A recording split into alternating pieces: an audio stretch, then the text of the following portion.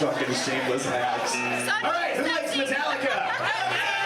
Who likes when people dedicate Metallica songs to Dimebag Darrell? We're big fans of Dimebag's work, so this is One by Metallica. Sing along if you know the song.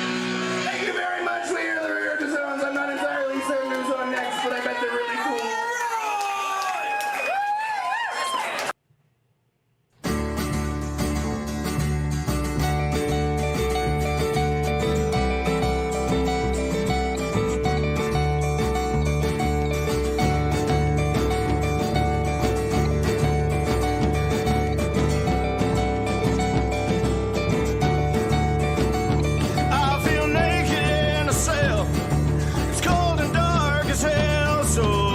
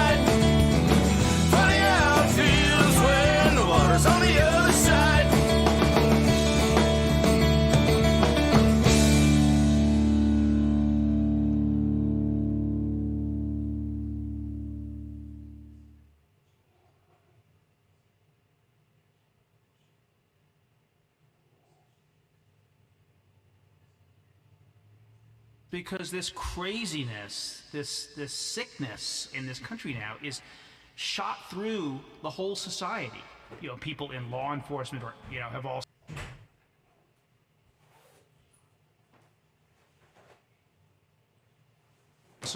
succumbed to right-wing extremism and white nationalism. Again, what this points up is how pervasive and vast a problem this is, and we will be dealing with it for a long time.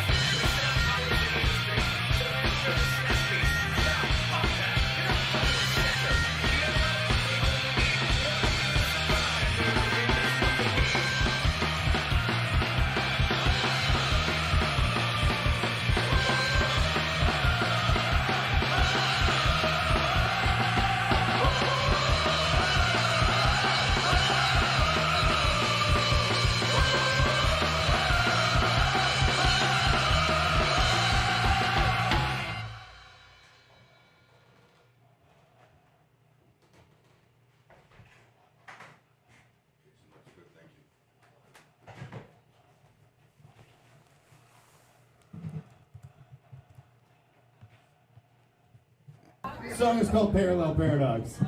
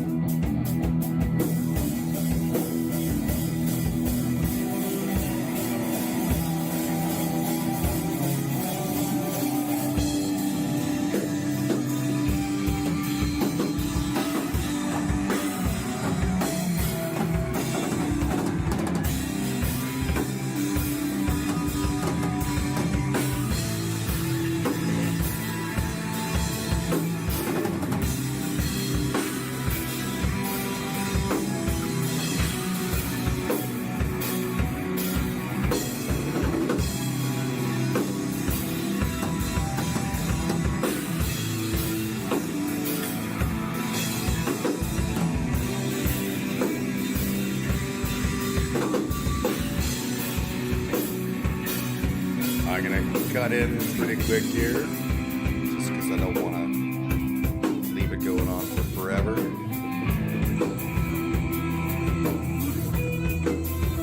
This was a fun gig.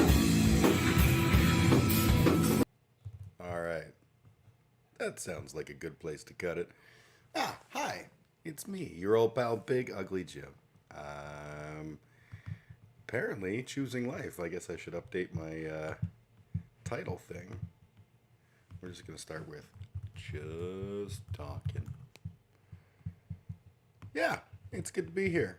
That was the last little video there was from the show I played last weekend. My buddy Dave recorded the whole thing, and I got videos of almost all of it. I will say this: we did a total of 6 songs, and those 6 songs, 4 of them were really good. Then we kind of cocked up our last song. It happens. No hassles, no judgments. And then as a like an encore kind of thing, because we were the headliners, we were like, let's do this one song that we could do and it would be a thing. And I was like, this will be a fun idea. We haven't played this song in 3 months, and it's a Caius cover, which means it's probably difficult. And turns out, not gonna lie, was not awesome. Now you may notice I'm in the new surroundings once again, back in the upstairs part of my house, which is fantastic because it's a lot warmer and better lighting. But what you may not know is that the reason I was in the basement was my horrible fridge was going and just sort of sounding like a Simpsons, one of the Bouvier sisters. It stopped. I think it's still making cold air. Not 100% sure. The fridge itself is fine, and I took everything out of the freezer and put it in the deep freeze, so hopefully this isn't like, wow, that was a terrible thing and the whole house is going to explode. But either way, I'm back. I've got my cool Raven pick painting. Feel better. Feel good. Feel real good. How's everybody doing? I see a couple faces in chat. Kitty Jerkface popped in to say that they were going to be taking this stream off for the self-care, which I 100% endorse. Kitty, I hope you're doing well. And there's a bunch of other names there. I never know when it's not someone that I'm interacting with directly through the chat. I never know if they're real people or not. So if you're real, say hi. There seems to be like a whole bunch of fake people that show up, and that's cool. You can be fake. I don't need you to be real. I'll be real with you. Waka waka. Yeah. So, what are we going to talk about today? I think obviously we're going to wind up chatting about the Rittenhouse sort of aftermath, and as well as Ahmaud Arbery, and I'm going to talk about Ghislaine Maxwell. I want to talk about what's happening with Sweden. I'm going to chat about the Omicron variant a little bit. None of these things am I an expert on. I'm just going to provide my 2 cents as a sinister leftist. I'm a libertarian socialist, which means that I am like a regular libertarian, but with like humanity. So that's kind of fun. It's a nice change from what usually gets passed off as libertarianism, which is essentially just hating on anyone in your path. I'm not about that. And yeah, we'll talk about other stuff too. And I'm gonna go through. I want to talk about the whole smegma male, sigma male garbage, and we'll watch one of their videos. And I just want to talk about how really cringy those are. And yes, I'm way too old to use the word cringy, but I did, and it's the internet. It's out there forever. So there you go. All right, let's start. You know what? Yesterday was American Thanksgiving. I am a Canadian, so one would assume that American Thanksgiving means little to nothing to me, and yet here we all are. Am I streaming still? I keep getting weird reactions from I have it playing on my TV. I think it's working. I don't see any signs of badness. seems to be fully connected, 0 drop frames. So I'm gonna guess my TV is a problem, and I'm gonna kill that real quick so that it doesn't distract the piss out of me, because it will. All right, TV killed with the power of technology. Anyways, so American Thanksgiving.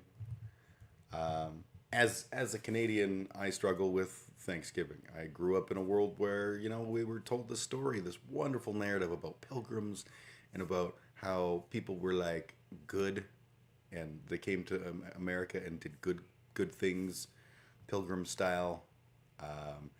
And then years would go by and I would find out that in fact it was not so good. Not really good at all. It was in fact a flaming hot pile of garbage.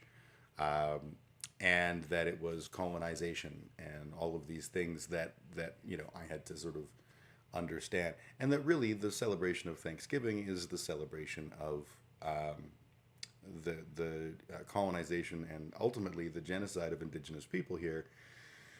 It's a little hard to, you know, really want to eat turkey on those circumstances, but I am conflicted because I do like the idea of being thankful, and. But I think we fake it, right? There's the thing that we do every year at Thanksgiving, or every fucking family seems to do, where they all get together and they sit around the table, and before you can eat your fucking hash brown, mashed potato, cheesy, whatever fuck, you have to, you know, all of you have to individually say like something that you're thankful for, and it's really just like it's like a race to find the most deep, meaningful, insightful thing to say, just so you can get them mashed potatoes in your mouth.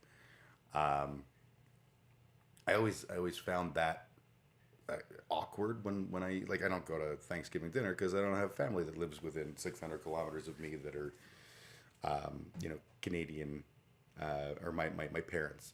I'm not a good dad. I don't. Hi, speaking of not a good dad, there's my kiddo. YYC Live Music. Hey, kiddo, finished leg day? Right on. That's awesome. Feel the burn. So yeah, I'm a shitty dad, and I don't do like Thanksgiving, and I don't do any of it really. But you know, when I did go to my parents' house for Thanksgiving dinner, it was always the same. It was that, you know, sitting around going, "Oh, I'm really thankful for the glorious weather and the way that it blah blah blah." And it's like an extension of that bullshit toxic positivity that's out in the world these days. You'll make me non-colonialist potato bacon soup. My notes got you through the yes. Well, the notes are different, and that's a whole different. Again, for those that are watching, perhaps confused, YYC Live Music is my eldest kiddo, and the notes in question, rather than the traditional Christmas presents, what I would do is I would write a note to each of my kids, a very very personal. I have 4 kids, very personal, like. This is what I see when I think of you and all that kind of stuff, and with the idea of them being kind and loving reminders that their father loves them. So yes, the notes were good, and I enjoyed that, and I think that's a way cooler Christmas tradition than, you know, anything else. But yeah, so Thanksgiving. I find the toxic positivity thing just really kind of gross in general. My band, Bodies of Everest, the name comes from a motivational poster that states that you need to always remember that the people who are dead on Mount Everest were once very highly motivated people. And I think that's beautiful, and reminds us that being motivated doesn't mean shit. Being toxically positive is terrible. It just makes other people around us feel bad. I try to be authentic in my life. And so when I'm having a bad day, I'll say I'm having a bad day. And I think that's a good thing. I think that we don't do enough of that as people. And the end result of not doing that is the people around us sometimes maybe think that they're doing worse because we seem to be doing so good. And I think it's just way better to be genuine and honest, and there you go. So what am I thankful for this American Thanksgiving? Well, I'm thankful that I keep learning more and more about colonialism, and I keep learning more and more about how genuinely shitty Christopher Columbus was. I'm thankful that it's late November, like almost the end of November, and We've barely had any snow here in Calgary. That's kind of a big deal. I'm thankful that I played a good set. These are things I'm thankful. I'm thankful for my kiddos. There you go. The rest of it, like, I don't know. I got a million things to be thankful for, and none of them is anyone's business, including the people around the kitchen table. So fuck the world. I don't know why I needed to go on that little tangent, but it kind of comes. I keep seeing all of these things about moms and dads and how, like, it's Thanksgiving, love your family, love your family, love your family. And that's all super cool if you come from a healthy family. And I did. I came from a very healthy family. I do love my mom and I do love my dad. They don't really get me, but they don't really have to, right? They're of an age now where they can just love me in their way and pray for my infernal sin as I burn to death in the fires of hell for all eternity. But with love. A lot of people don't have that. I used to joke that I have a type, and my type was the children of narcissistic abusers. It's not a good type, but there's some truth to that little jokey. And what it boils down to is that a lot of the women that I know, that I have dated, and a lot of the people that I know, came from environments where they can't love their mom or they can't love their dad. And this culture of, like, you have to always forgive and you have to always love your parents and all that shit. Like, it's so, no. Sometimes you have to walk the fuck away. Sometimes you even have to run. And, like, the kids growing up today in that environment, I think there's a lot more understanding of things like narcissistic parents. But the people that I'm talking about, they're my age. They're old as fuck. And that wasn't there. They didn't have the joy of having the information that was available. So you just had to assume that you were doing it wrong being a kid. And that's kind of a shit way to live, honestly. So let's stop doing that. Let's stop telling people that their parents always love them and always want what's best for them. Sometimes your parent is a sack of shit. That's the thing. That's the thing. All right. That seems probably enough. Weird, hateful Thanksgiving conversation. I don't know. It's been a day. It's been a good day, but it's been a day. I've already had a nap, and it's noon. I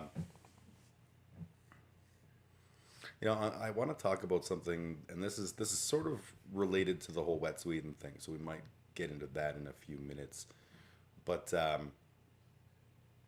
see that, like, right now there is a small number of people watching, only one of whom I know to be actually human, and a fellow Canadian. So I'm going to assume that there's one human, possibly other humans, and likely we're all Canadians. So we understand the words cultural mosaic, hopefully, because that's what Canada is. That contrasts with what America is, which is the cultural melting pot. And if you think about, a pot full of gooey sauces and stuff, and they all melt together and become one overarching sauce. Whereas a mosaic, those are those cool little puzzles where you slide with your thumbs when you're a little kid, and they have, different, they're a tapestry made up of a whole bunch of different things. I've always preferred the idea of the cultural mosaic to the melting pot. The problem is that Canadians often forget we're not Americans. I do it all the time. I am not pretending like, other people. No. I do this too. We forget that we are a distinct country with a somewhat distinct, semi-distinct culture. And one of the key differences is the cultural mosaic, right? In America, you are expected. The melting pot means you are conforming. You are becoming what is American. And you have an impact on what is American and all that kind of stuff. But you're still going to be the same brown, goopy sauce at the end of the day. Whereas in Canada, you become part of this tapestry. You become part of the mosaic, and your individuality is allowed to shine. That's why terms like African American or Native American or whatever came from the U.S., where people were saying, yes, I'm an American, but I'm also this other group. Whereas in Canada, you know, we use that vernacular, but those are American concepts, because when you're a Canadian, but you're also a Jamaican, or you're also a indigenous person, or whatever the heck. I like that approach. And I bring all this up because I watched this ridiculously silly debate the other night. I'm not going to share a link to it because it really wasn't a very great debate, and I knew it wouldn't be. So on the more progressive side, you had Dr. Heem Dout, who I believe now goes by Heem on Twitch, and he's a liberal sort of a fella. And on the right hand side, you had Big Papa Fascist, or BPF, who, the name says it all. He claims he's not a fascist, and there's aspects of things that he said that don't feel very fashy. But no matter what, he's some kind of hard right dipsy doodle wang ass who sees himself as a brilliant debater, and is not. I would say also Heem is a fairly decent debater. He's not like an amazing debater, but he's fairly decent. He's doing more. He's a fellow Canadian, so right on. He's doing more debates these days and more panels and stuff as a way to both build his channel and also, I think, to just get better at doing debates. So anyways, they had this debate, and it was about immigration. Now, Big Papa Fascist obviously is an American. I don't know why that's obvious. It was obvious to me. The first sight of him, he's sitting there just choking back Camel cigarettes, and I'm like, yep, I'm a smoker. You're an American.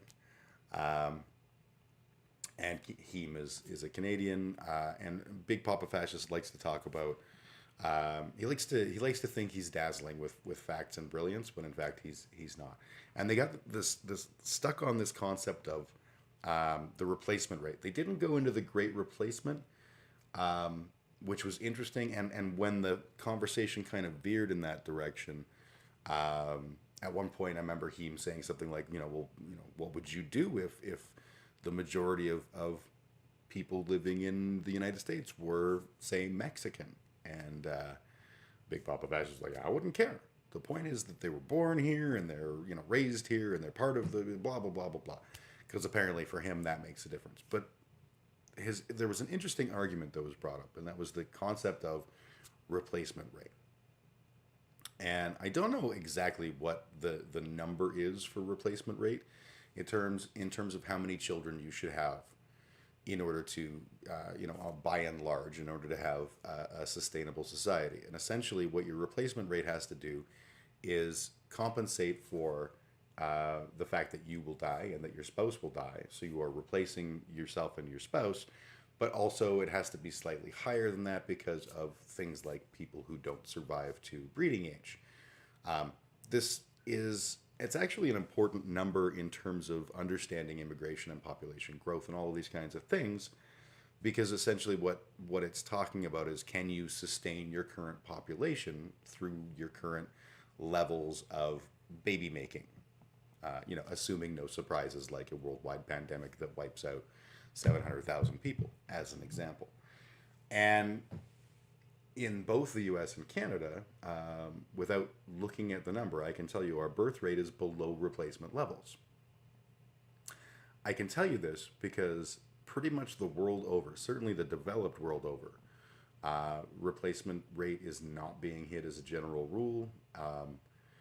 And it's because of there's a variety of reasons, but things like the economic reality of living in these days and these times.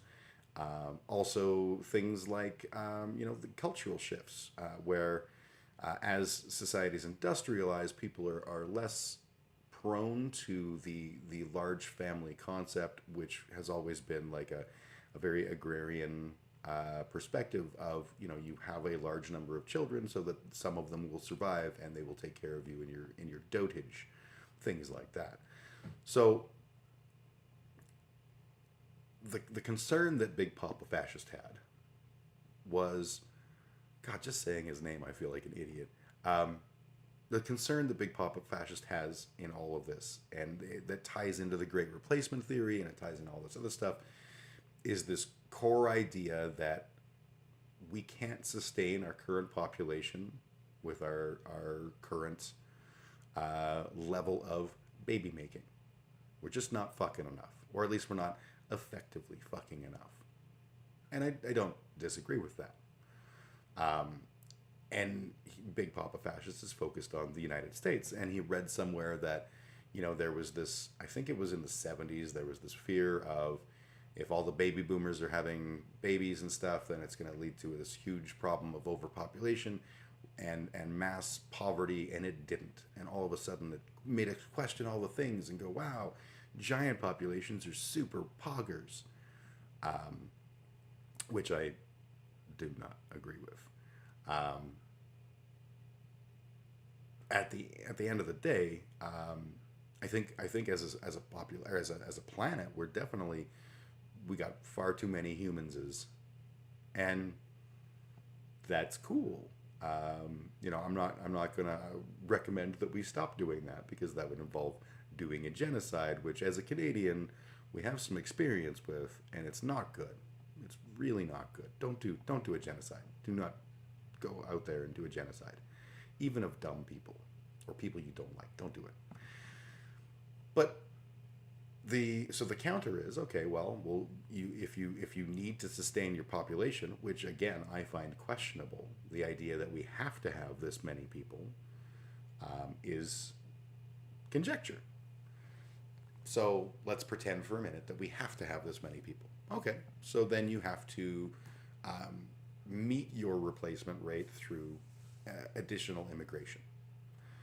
And this was, Heem's point was, doesn't it make sense to try and make immigration as easy as possible? And Heem's a liberal, so he's not talking about open borders. He's talking more about path to citizenship and refugees and things like that. All of which I agree with. I do believe in open borders. I just believe that, like anything, you can't get there overnight. Massive systemic change on an overnight scale results in pretty bad things, and not what I want to see happen. But ultimately, yeah, open borders should be a thing. And again, I'm speaking as a colonizer, because they're not my borders, really. I'm on stolen land. So when I say all this, it would have to be okay with everybody, that, not just me. That's a weird spot. I didn't realize how incongruous those two perspectives in my head are, sharing space at the same time. But that's life here in the wild world. Anyways, so if we increase our immigration, then we increase, we can maintain that replacement rate without having to, force people to have babies or have weird Brave New World programs for reproduction, or whatever the case may be. And Big Papa Fascist goes, oh no, but those countries also are often below their replacement levels. And what do we do when we run out of humans and the world is going to end, and this economical wonderland that we're living in suddenly dries up? And I was like, I'm listening to this and I'm like, you're just making the assumption that less people bad. I don't know that that's a valid assumption. And that's the thing. So the question we need to ask is, do we really need 8 billion people? I don't think we do. I think as a planet, living with humans below replacement level is probably a pretty fucking important idea. And I think that the idea that we have to sustain this level is foolish. It's convenient for us right now to have the world that we have, because it's the one we know. And, this many people in the planet means that we can have things like offshore manufacturing of consumer goods, and we can have, mall jobs and shit. But we don't need those as a species. And looking at the world, we can say, we're having a bit of a footprint. Global warming and all that shit. It's kind of a thing that's happening. So maybe we should not have all the babies all the time. Maybe we should ease back on the human population. Not in like creepy ways where people die or lose their permission to have children, because those policies are pretty fucking terrible. One of the stats Big Papa Fascist brought up in his debate was he said that something like, I think that they're expecting China's population to drop by 500 million people. I don't buy that. I really don't buy that. But if that is on the table, it would be because of the one-child policy, and because, and you'd actually have to ask China if they're okay with it, because China's got 1 billion people. If they halved their population, that would have serious ramifications, but possibly ramifications that they like. So Heem's answer was, and he wasn't really getting the idea that Big Papa Fascist was trying to put out there, which is one of the reasons why this was a less interesting debate. Big Papa Fascist is talking about this replacement level as being an important number. And Heem was just like, well, if you need more people, let more immigrants in. And nary the two trains shall cross paths, because essentially all Big Papa Fascist hears is, I want open borders, which is nothing like what Heem was saying. And all Heem hears is some right-winger dude going, replacement. And it wasn't a very productive conversation, as debates tend not to be fair. I watch them not because I hope that, we're going to achieve some kind of global harmony out of this debate, and that we'll all come aligned on a particular policy, and won't life be better? I watch them because sometimes they yell at each other. It's a thing. I'm not proud of it, but it's what I do. Hey, something just happened. What just happened here? She Loves Puns is now following, if I can read that correctly, because it's right over my chat. If you are She Loves Puns, thank you for the follow. Say hi in chat. It's nice to have you here. Yeah, that was nice. I don't get a lot of followers. I'm a small streamer, Andy, in the textbook definition. Hi, She Loves Puns, and it is spelled that way. I can see it in my text now. That's good to have you here. Thank you for the follow. But yeah, I don't get a lot of the follows just because I'm a small guy, and so it means a lot when I see that. Thank you. I'm not one of the people who is. I'm glad you're enjoying. Thank you very much. I'm not one of the people who's destined for greatness as a streamer and wants to be Hassan and spend 10 hours a day streaming and make millions of dollars and buy my $2.7 million house. Really not a motivator for me. I have a day job. I don't dislike my day job. Aspects of it are wonderful, and really, I do this just for fun. And there are way better ways to spend money than sending it to me. So I don't do the big pushing for huge follower numbers and then becoming partner and all that kind of stuff. And it's just because I like what I do, and I like it being small and comfy. You've thought about starting a stream of your crocheting and humming to music? I think that'd be rad, kiddo. I think that you should totally do that. And every now and then just say random things like DJ Khaled. Sounds like a pretty... It amazes me because I'm super old. And when I was watching my children hitting that early internet accessing age, the things that they were watching seemed so bizarre to me. Watching playthroughs of video games, and I think it was PewDiePie, was the number one dude at the time, and would do his video game playthroughs and say bad words, and that was edgy as fuck for my children. And I just didn't get it, and I didn't have to. What I think is really cool about Twitch in particular, but also YouTube and everything else, is it kind of doesn't matter what you do. You just do stuff and you create stuff, And there's probably going to be people out there, maybe on a small level, but maybe on a large level, who are like, I also do that. And I want to watch and I want to see what you do and how you do it. I think that's just badass. I think it's a cool way of sharing and interacting with the world around us in ways that, I couldn't when I was your age. Assuming that your age is, less than 1 million. So yeah, to me, the question comes down to, do we need 8 billion people? I feel like most people don't think we do. We talk a lot about the disproportionate footprint of human activity on the world around us. And I think at a logical level, we all go, yeah, it's bad.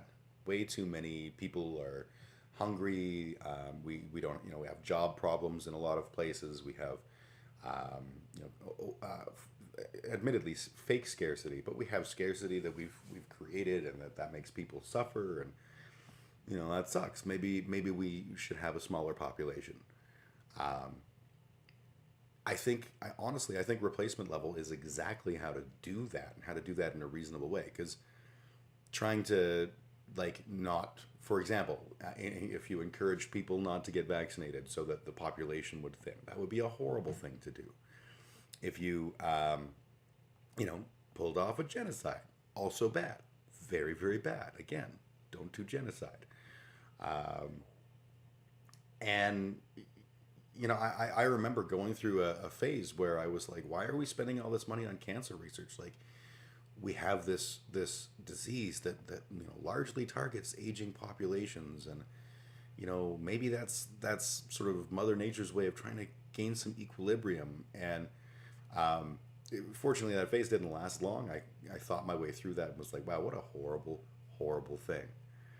And I feel like the reality is we should be constantly struggling to live, and to live good lives, and to be healthy and all that kind of stuff.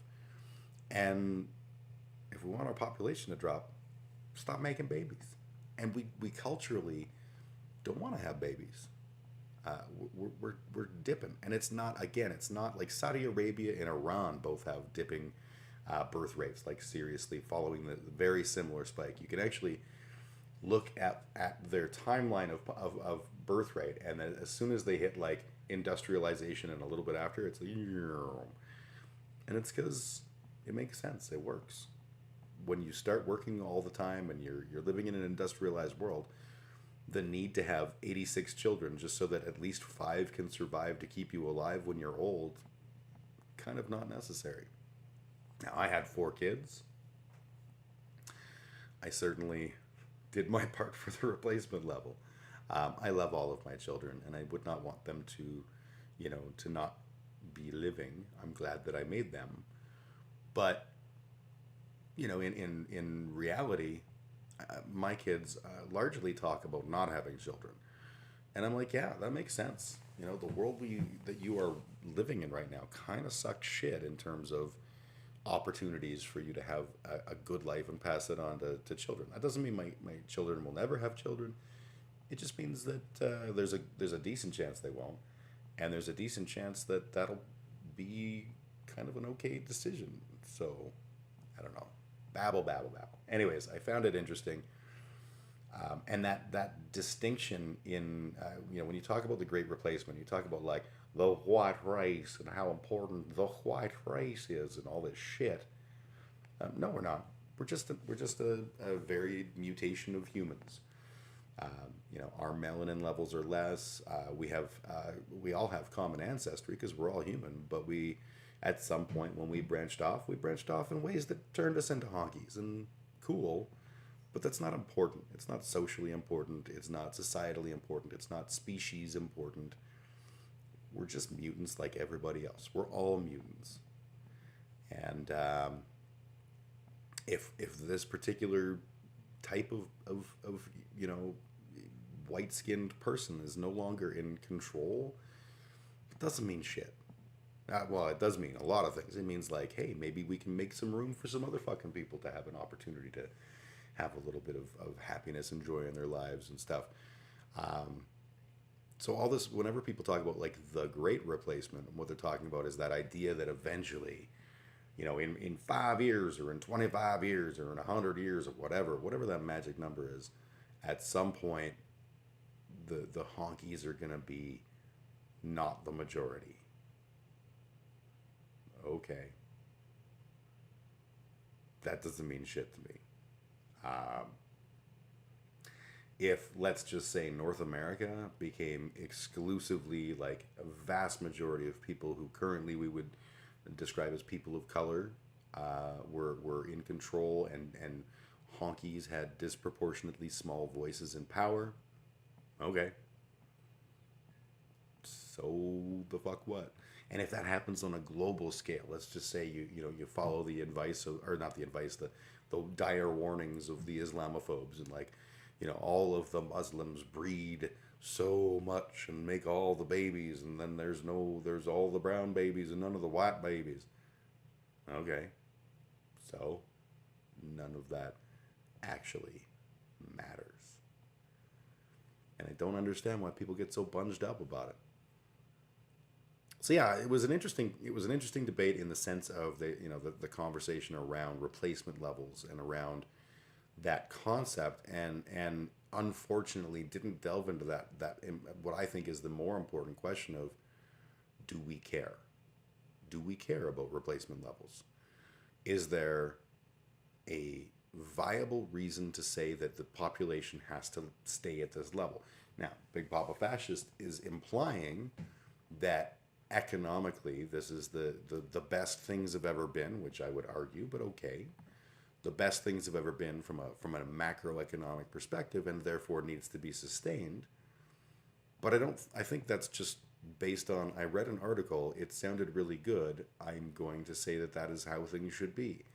And I don't think that's valid. I think that's complete horse bucky, honestly. Then again, with a name like Big Papa Fascist, we're probably not going to agree on a lot of stuff. Because I am a vile and filthy libertarian socialist, which is a pipe dream of a philosophy, but it's my pipe dream, and I love it. So yeah, that all started with the whole cultural mosaic thing, and I thought that was a cool little ramble there. There's something I was thinking was related to that I had in my notes. Let me just quickly poke down and be like, oh yeah, what's Sweden? So, again, Canadian. I also, for the record, have worked in the energy industry my entire adult life. It's not a thing that I'm unfamiliar with, and I get a lot of the all sides when it comes to energy. So I found the whole Wet'suwet'en thing. I guess I should back up and explain what that is if anyone doesn't know. So the Wet'suwet'en are people who are indigenous people who live in the province one over from me, British Columbia. And so we have treaties across Canada with, I think, most but not all indigenous groups. And the Wet'suwet'en have a treaty, and that treaty is refers to it as unceded territory. That is different than where I live, which is Treaty 7, where the territory was ceded. Now, I have a whole video about reading Treaty 7 and being like, I don't think they meant to cede their territory. I'm pretty sure we fucked them. But in the case of the Wet'suwet'en, they never gave their land to the Queen or anyone else. So that is still their land wholly and completely. Theoretically, if the Queen wanted to live in my house, the Queen of England could show up and be like, right, out you go, scoundrel. And she owns the land I'm on because it was ceded. Whether that's real or not, sort of a pointless debate, because the Queen doesn't want to live in this shithole. But Wet'suwet'en is not ceded, is the point. So that means the Canadian government has no place there. And that means that they have total and complete decision making when it comes to the lands that they're on. Now, they also, and I've talked about this on stream a few times, they have a frustrating situation also thrust upon them by the Canadian government. And that is that they have two different kinds of chiefs. They have hereditary chiefs, and they have elected chiefs and council. The reason they have chiefs and council is because even though the lands are unceded, the Indian Act basically says if you're going to interact with the Canadian government, you have to have an elected chiefs and council that we work with. And that was intentionally to avoid the concept of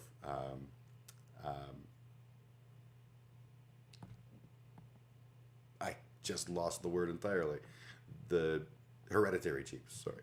Totally intended to, just pretend like the hereditary chiefs don't exist. And essentially, a lot of indigenous groups that had hereditary chiefs said, okay, well, we'll have our hereditary chiefs, and our hereditary chiefs will be, that is the system we've always had. They will continue to be the people who make the decisions that affect our band, and the chiefs and council will be the group that sort of interacts with the government and all that kind of stuff. But everyone knows hereditary chiefs, they're the ones that are ultimately the sayers of the things, and then that's that. And I bring this up because there's this company called Coastal GasLink, and Coastal GasLink is a pipeline company, and they came up with a plan for building a pipeline through Wet'suwet'en territory. My understanding, and I may be wholly wrong on this, my understanding is that they engaged with the chiefs and councils of all of the groups whose land they were impacting, and got at least some kind of level of agreement to do the work that they were going to do. And then the hereditary chiefs of those various groups were like, wait, what? That's not how this works. You have to come to us and have this conversation.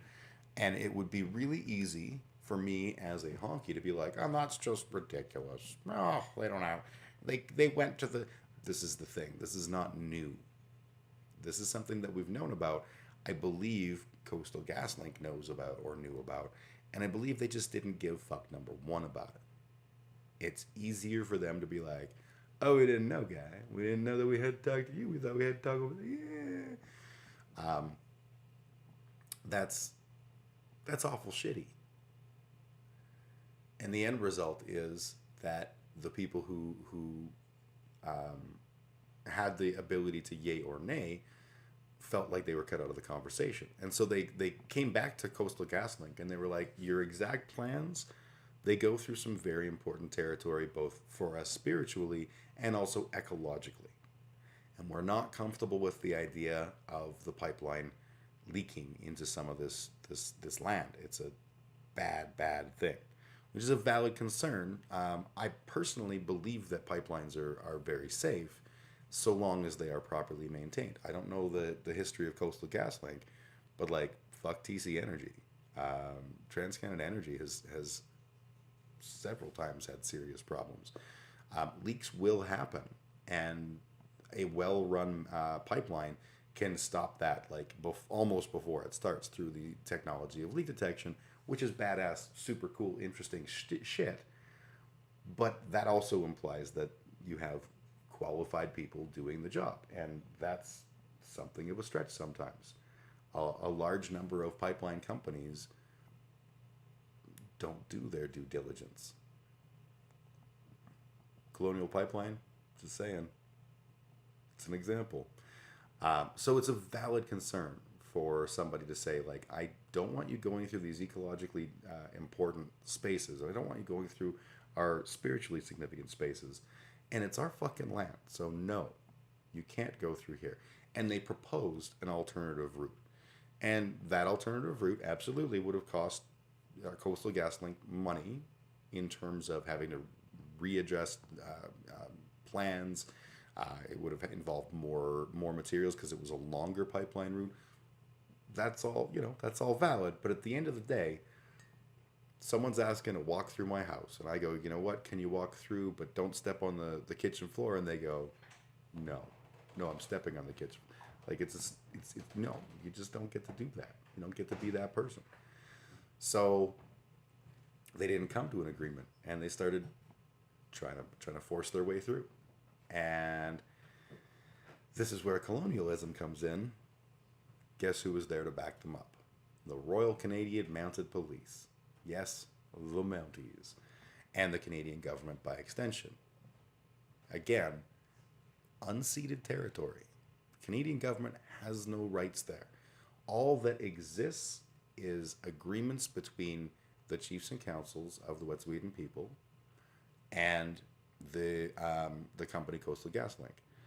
The people who are recognized as being the decision makers don't have those agreements, attempted to come to terms with the people, the Coastal GasLink people, and were basically told no. That to me says, like, you don't have an agreement. Like, if I went to sell my house, I'm a renter. And if I went to sell my house and some guy starts to, to move in, and my landlord is like, what's going on here? And the guy's like, oh no, I bought the house. I bought it off old Jim there. My landlord would be like, well, you need to sue Jim because Jim just fucked you. If you go to the wrong people. Now, that's a whole legalistic bullshit thing.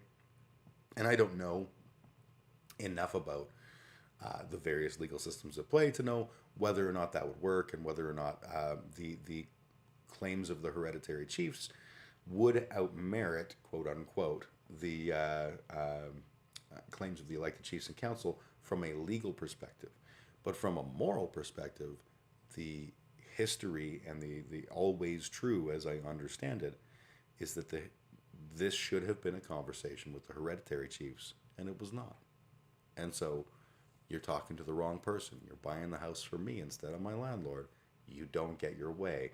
And if you then send in the troops, you're an asshole. So whenever people are like, you just love Justin Trudeau. No, he's an asshole. And Mounties are just cops, so, fuck cops. So now that there's protests happening, not only are we sending in the cops, but this will again be one of those horrifying things that shows us the people around us. The conservative people who, especially those who've been so adamant about protesting vaccine mandates and exercising their right to protest. These are the people who will be saying, I think we should drive over the Wet'suwet'en people who are on their own land legally protecting it in a way that is good. And that's just, it's Chud's got to do what Chud's got to do. And the Chuds are going to get all up in arms and talk about running over people and how they don't have a right to protest and the goddamn government and, all that shit. And it's going to get gross. So stay safe, stay thoughtful, and see through the bullshit. Because at the end of the day, we have no rights to that land. We have no rights to use essentially military force to get our way. We are the aggressors. This is what colonization looks like. And that sucks balls.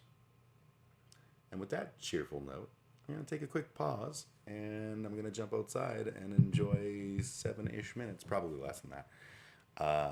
I will leave you with the delicious sounds of music that I made on my computer as a backdrop for the late Jack Layton talking about stuff. I don't remember which video I had up here.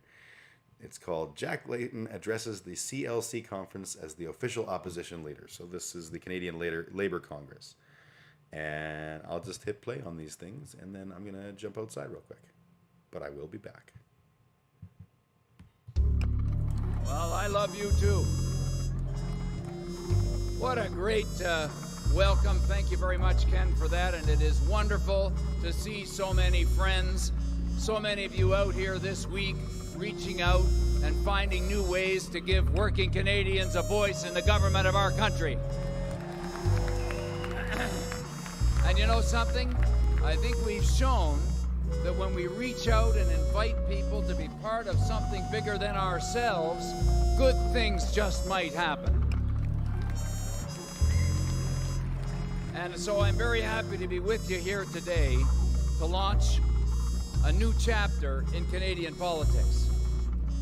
Je suis heureux d'être avec vous aujourd'hui alors que nous écrivons un nouveau chapitre de l'histoire politique canadienne. Je veux vous remercier pour tout votre travail au cours de la dernière élection. This was an election in which the Canadian people sent a very strong message to Ottawa that the way things were isn't the way things have to be.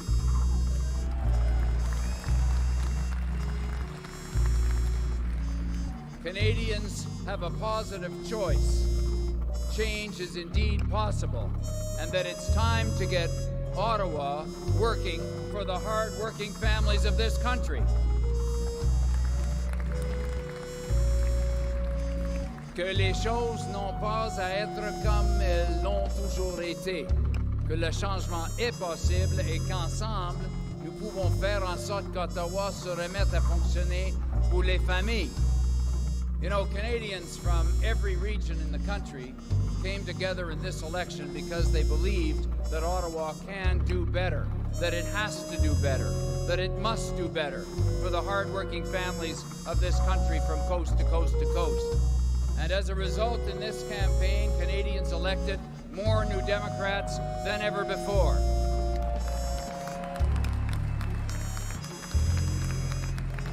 And they elected those New Democrats with a clear mandate, which was to put hard-working families first. And that's exactly what New Democrats will do each and every single day, my friends.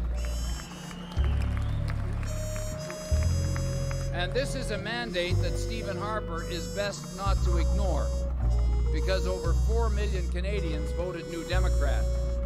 And you know what it was that you were voting for.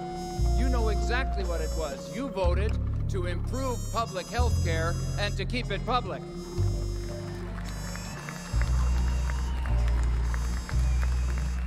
You voted to strengthen pensions in Canada so the people who built this country can have some retirement security. And you voted to help make families make ends meet when they're being gouged by credit card companies and telecom companies and banks. You wanted someone to stand up for you for a change in the government of Canada. And you also voted to grow our economy with new jobs and new opportunities. Vous avez voté pour mettre fin aux mêmes vieux débats et jeux politiques. Un grand nombre de Québécois ont voté pour du changement et ont fait confiance au NPD pour faire entendre leur voix à Ottawa. C'est un honneur de voir que les Québécois ont fait confiance à notre parti.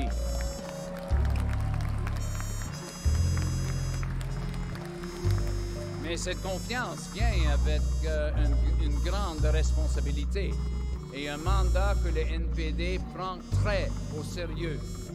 Nous allons nous battre à tous les jours afin de mettre de l'avant les intérêts des familles du Québec et de partout au pays. De les faire passer avant les grandes banques, avant les grands pollueurs, avant les grandes compagnies qui envoient les bons emplois à l'étranger. Yes, Canadians voted to put families at the front of the line. They voted to put working families first, ahead of the profitable banks. For example, when it comes to bankruptcies, the workers should come first, and not just the banks and the other creditors. Put hardworking families ahead of the companies who are shipping our good jobs overseas.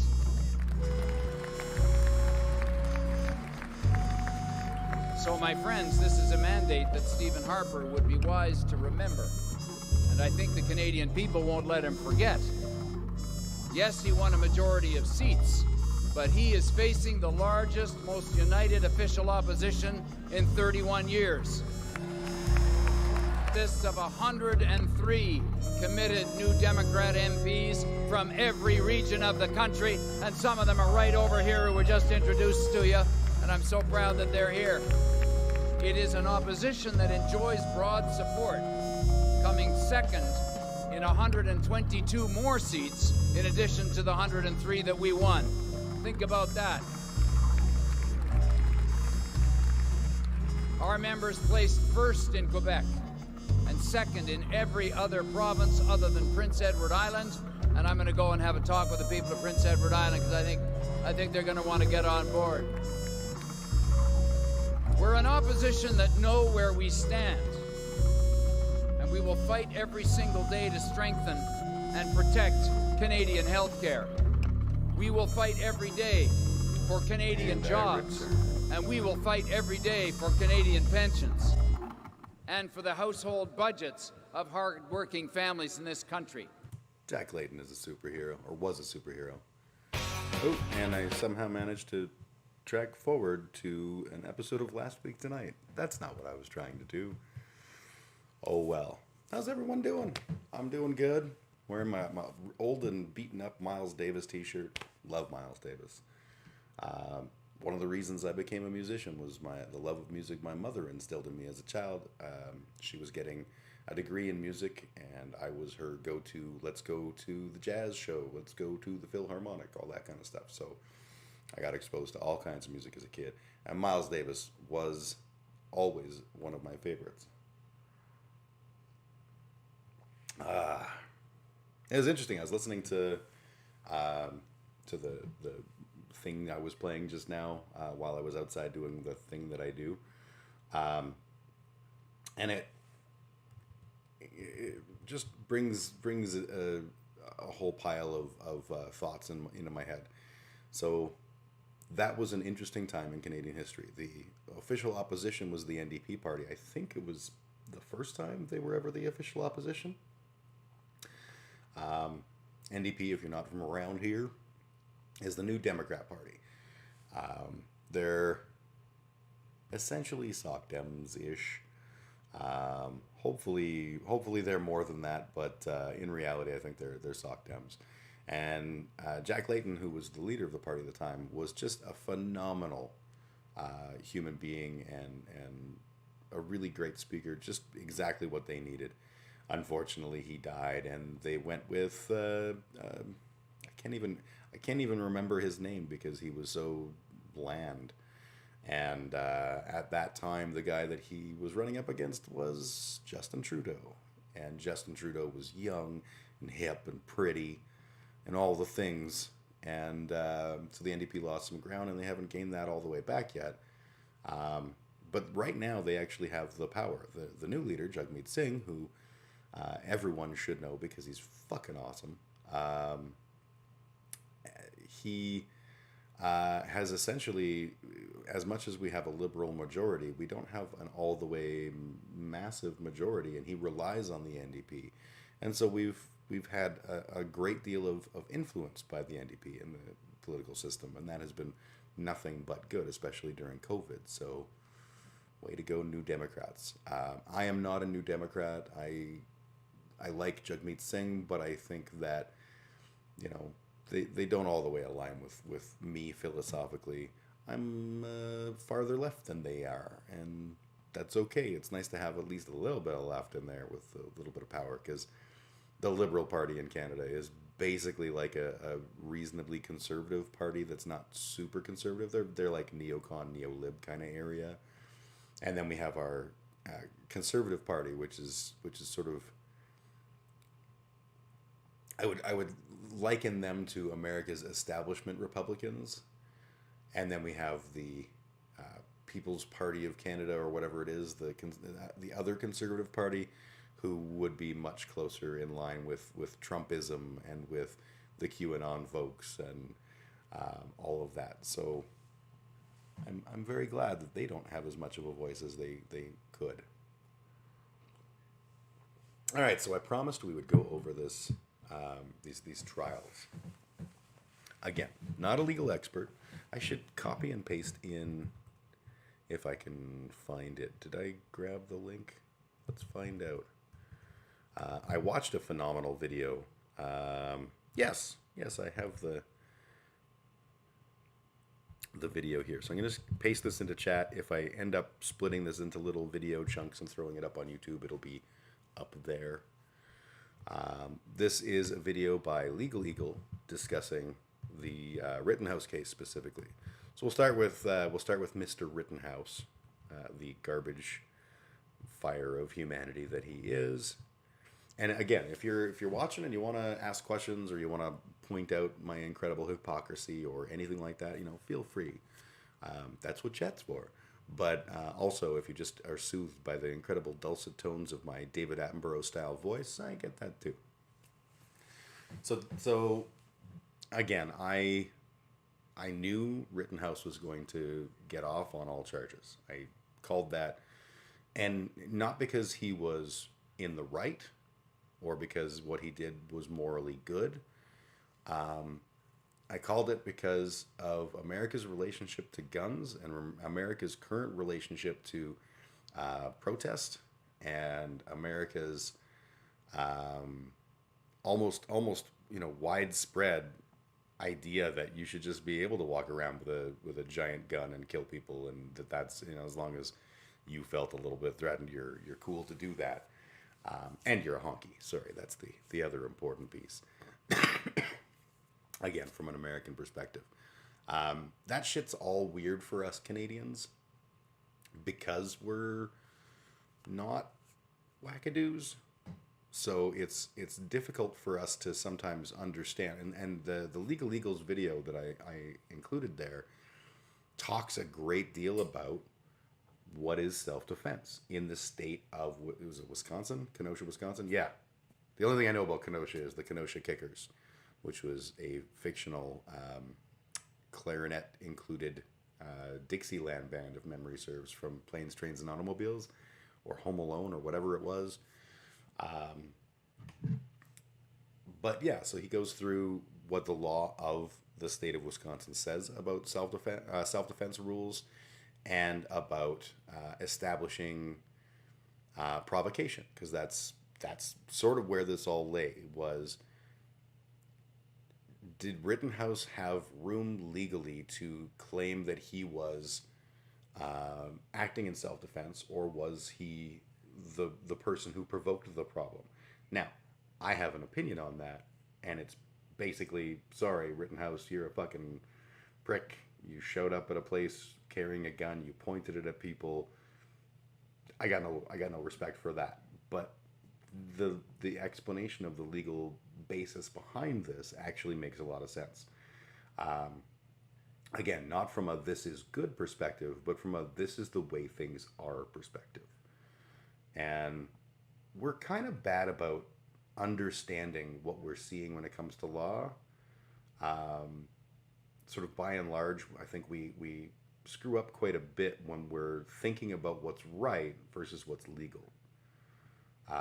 And I remember having a conversation with my elder son, and he mentioned a clip of the video where Rittenhouse is asked a question and he looks at the judge, and there's a lot of conjecture about, why was he looking at the judge? He was staring at the judge, and then all of a sudden the judge is like, oh yeah, you don't have to answer that and shit.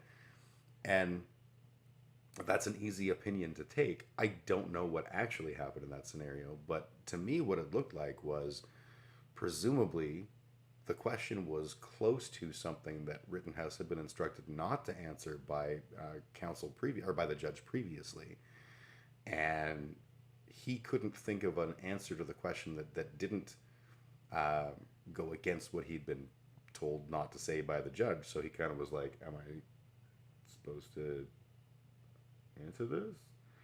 And typically that would be the part where if the lawyer felt that he shouldn't be answering, his lawyer would be, the defense lawyer would be like, no, you don't have to, the objection, Your Honor, on the grounds of bloobity bloop. That didn't happen. So there was just this awkward moment where he was like, am I supposed to answer this? And then the judge was like, and provided his thoughts on it. I don't see that as the same as evidence that Rittenhouse was intimidating the judge or cueing him for anything. It just literally looked to me like a moment where a dumb kid on the stand goes, "I'm dumb. Am I supposed to say something here? Am I gonna get in trouble if I do?" So I don't know. The whole thing was really, really ridiculous. And I think without understanding the nuances of the legal system, it's easy to look at something like this and be like, it's a miscarriage of justice. And don't get me wrong, at the core, it's a miscarriage of justice. Because those laws are stupid. The idea that you could effectively describe the events of what happened on that night and be like, yeah, that kid's innocent, is laughable. Especially laughable as a Canadian who, for the record, I am pro-guns. I am not a gun nut, but I like guns. I think they're fun. A lot of Canadians enjoy guns. And I don't have a problem with people having guns. I have a problem with people showing up at protests with guns. And I have a problem with what signal that sends to those who it maybe hadn't occurred to show up with guns. I feel like this decision is going to really be bad in the long run for America. And it highlights, and I talked about this last week, it highlights that those laws aren't good and need to change. But until they are changed, then they apply, and Rittenhouse getting off is the way shit rolls. I think it's adorable that now he's going on Tucker Carlson and he's like, "I support Black Lives Matter." No, you fucking don't.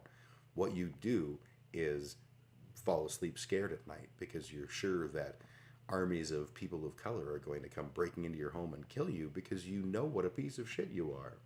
And you probably get threats to that effect. And it's an easy way for you to be like, no, I support everybody. I support the right to protest. I just don't like fire. All that shit is garbage. Don't get me wrong. I don't support burning down businesses. I don't think that's effective. But I'm also not the arbiter of what people should do in a situation like that. And showing up with a gun isn't going to make that better. To me, in my mind, that was the provocation. Walking around with a gun was a provocation. But legally, that's not provocation because Wisconsin is a open carry state, meaning he has every right to wander around wherever the fuck he wants with his AR-15 or whatever. The particulars are nuanced, and that's where Legal Eagles goes into more detail and stuff. But at the end of the day, him walking around with a gun isn't considered provocation because of the way that shit goes. The Rittenhouse verdict really makes me worry about future protests. Fuck yes. Absolutely. No hope. No hope for the Nate. It's good to see you, my friend. Hope you're well. Hope the world of making music in small town Alberta is kicking ass and taking names for you, brother. Yeah, it makes me scared. I saw immediately my friend Taylor shared a photo, or a screen capture, sorry, of one of our right-wing chud Canadian patriot freaks shared a message, and it was like, "I hope we're all taking note, and next time we have a protest and them Antifers show up, we just delete them." I think that was the word he used, was delete them. Like, "Oh, you clever bastard. No one can accuse you of fomenting stochastic terrorism because you said delete." Prick. But yeah, I feel like it's going to be an arms race now. And you can look at American history and see it. Like when the Black Panthers started carrying guns, it was in direct opposition of the fact that the armed party was the ruling class, the police. And they figured out, I have the legal right to, I'm in an open carry state, I can walk around with a fucking gun. I'm going to do that. I'm not going to use my gun, but I'm going to show up with a gun and even that playing field. And we can see how that worked out. Hey, all right, Matt Hardy wants his trademark back. Oh, yeah, poor Matt Hardy losing his version 2 or whatever the thing was. The alt-right are so cheese. Like, if they weren't a genuine threat to life and limb for so many people, they would just be laughable. Like, oh, throwing up okay signs and shit. Like, oh, you're so fucking, let's go Brandon, you fucking nitwits. But no. That's the problem, is they get away by memeing so much. Fucking pricks. Anyways, so Rittenhouse got off. It's a terrible verdict. It's a real verdict. Watch the Legal Eagles video, because it does go into more detail than I am, and it explains things in ways that I think are really effective and concise and show you why that law is poo bad. Then there's the Ahmaud Arbery case, where Ahmaud Arbery's killers did go to jail. Thank fuck. The thing that I found interesting about that one was the prosecutor, no, the defense, focusing on Arbery's toenails. You forgot about the V2 thing. I meant the delete thing. That was part of his broken gimmick. And yes, Legal Eagle is amazing. I didn't watch the broken gimmick, honestly. I wasn't watching a lot of. I think that was on TNA, so I didn't catch any of that. But I do remember V2, and it's not quite the okay sign. But yeah, either way, Matt Hardy wants his gimmick back. All right, give it back. Yeah, so the Ahmaud Arbery, a friend of mine sent me this. Let me pop this up, and I'll hopefully do it in a way that people can see shit and it works. I'm not going to play the full clip because it's somebody else's, and that's just going to autoplay, isn't it? Okay, but it's muted. Awesome. All right, where's my massages?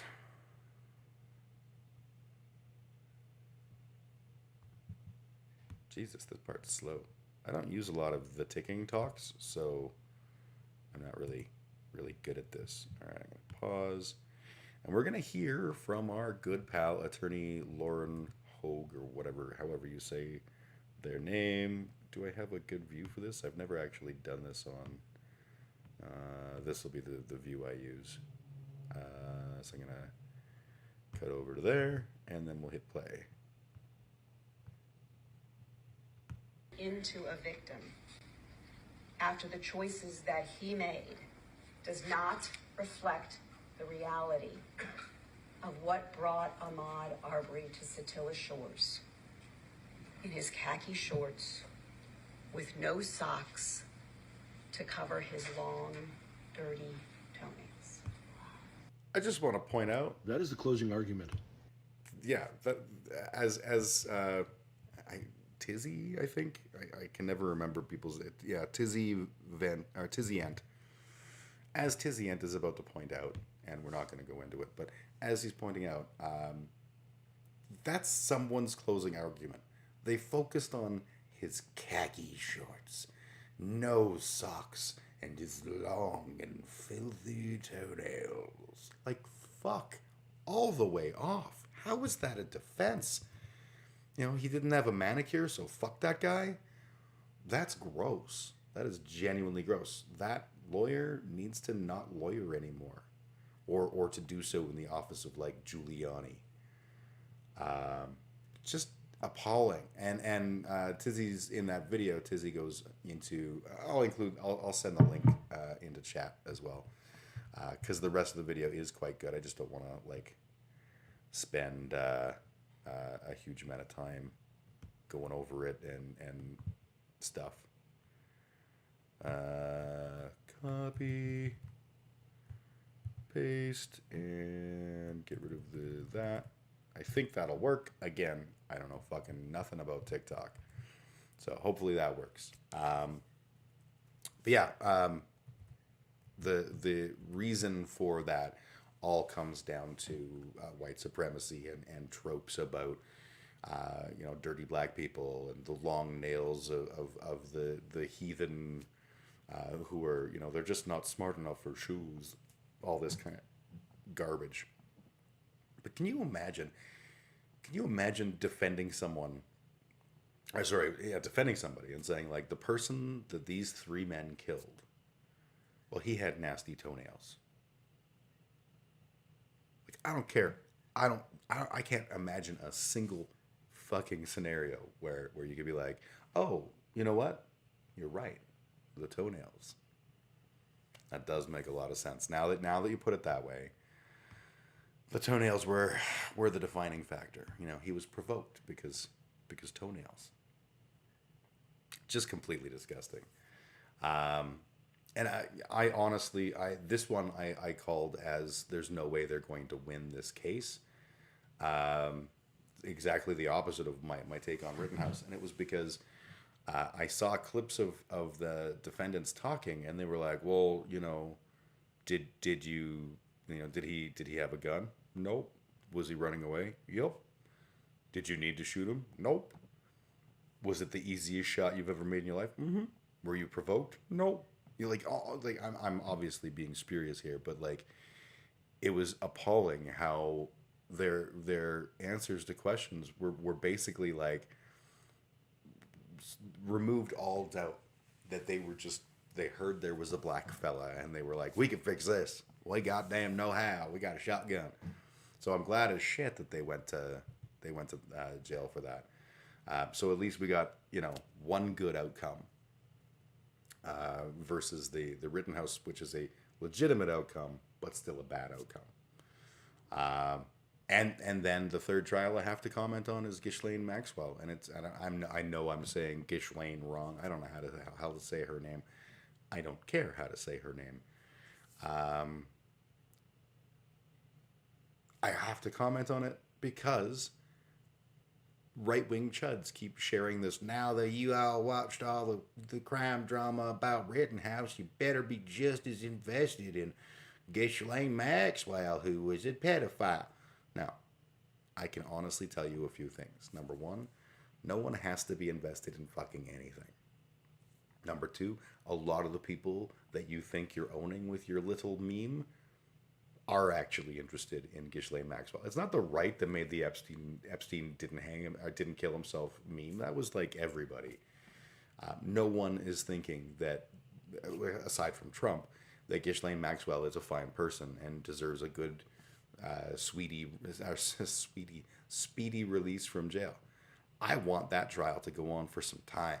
I want to know details, and I want to pay attention to that trial and hear how things are going.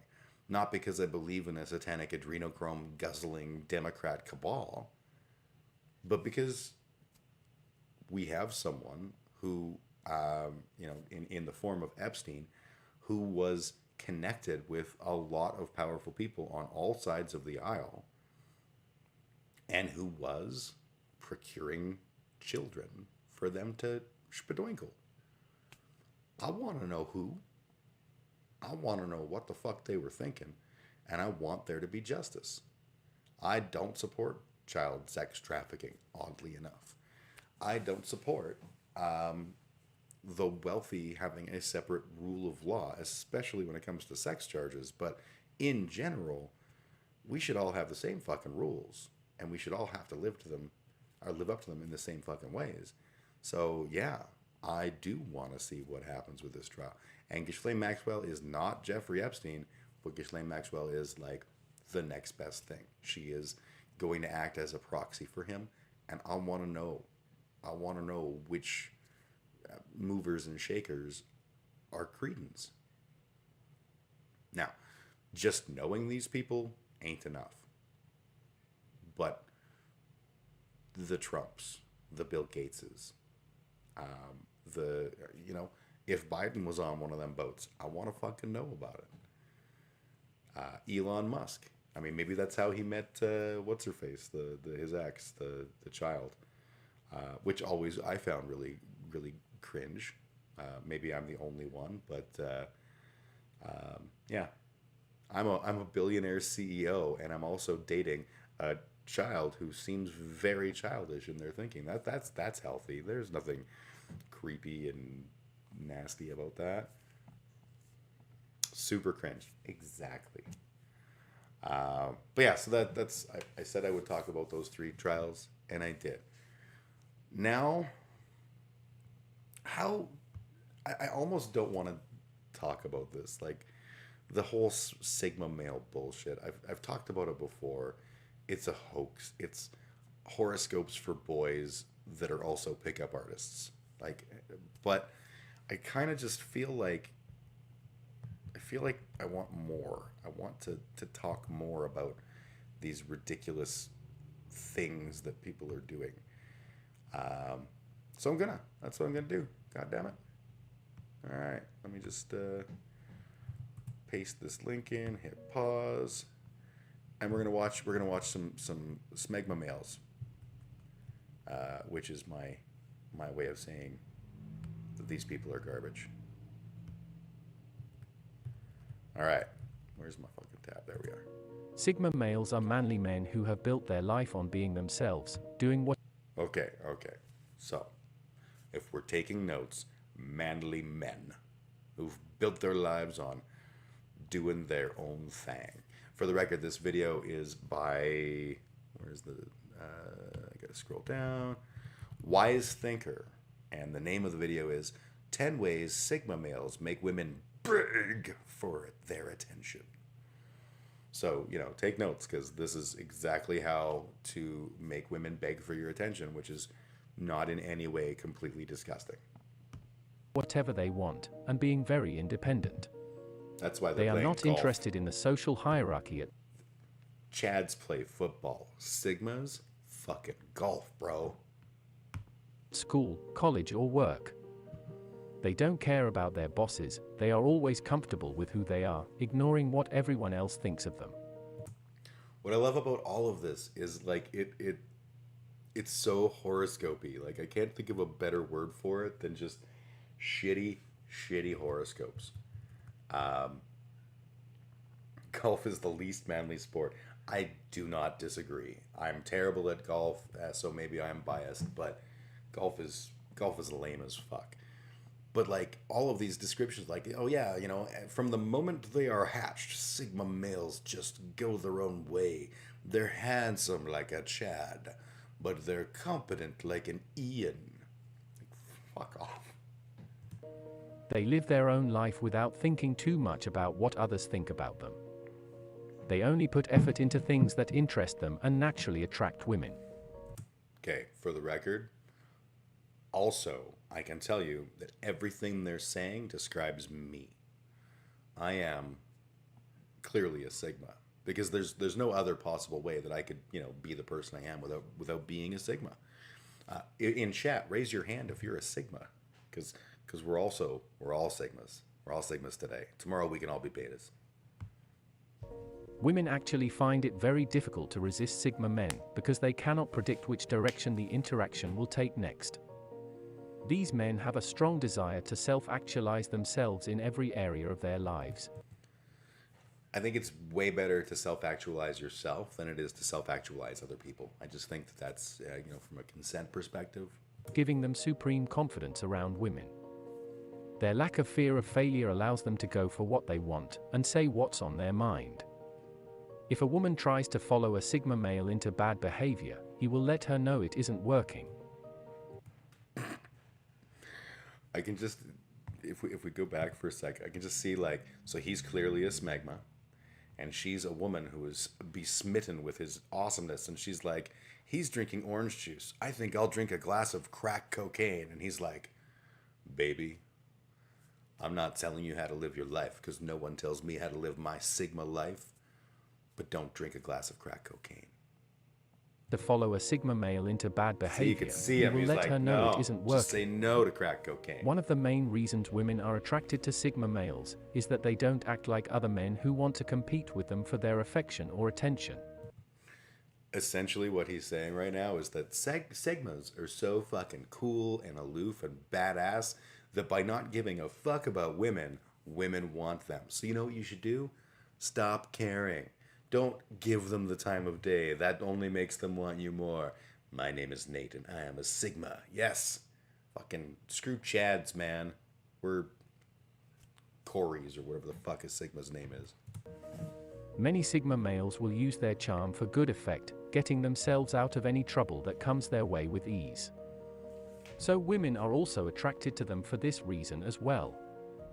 So let's see 10 reasons why Sigma males attract so many women that beg for their attention.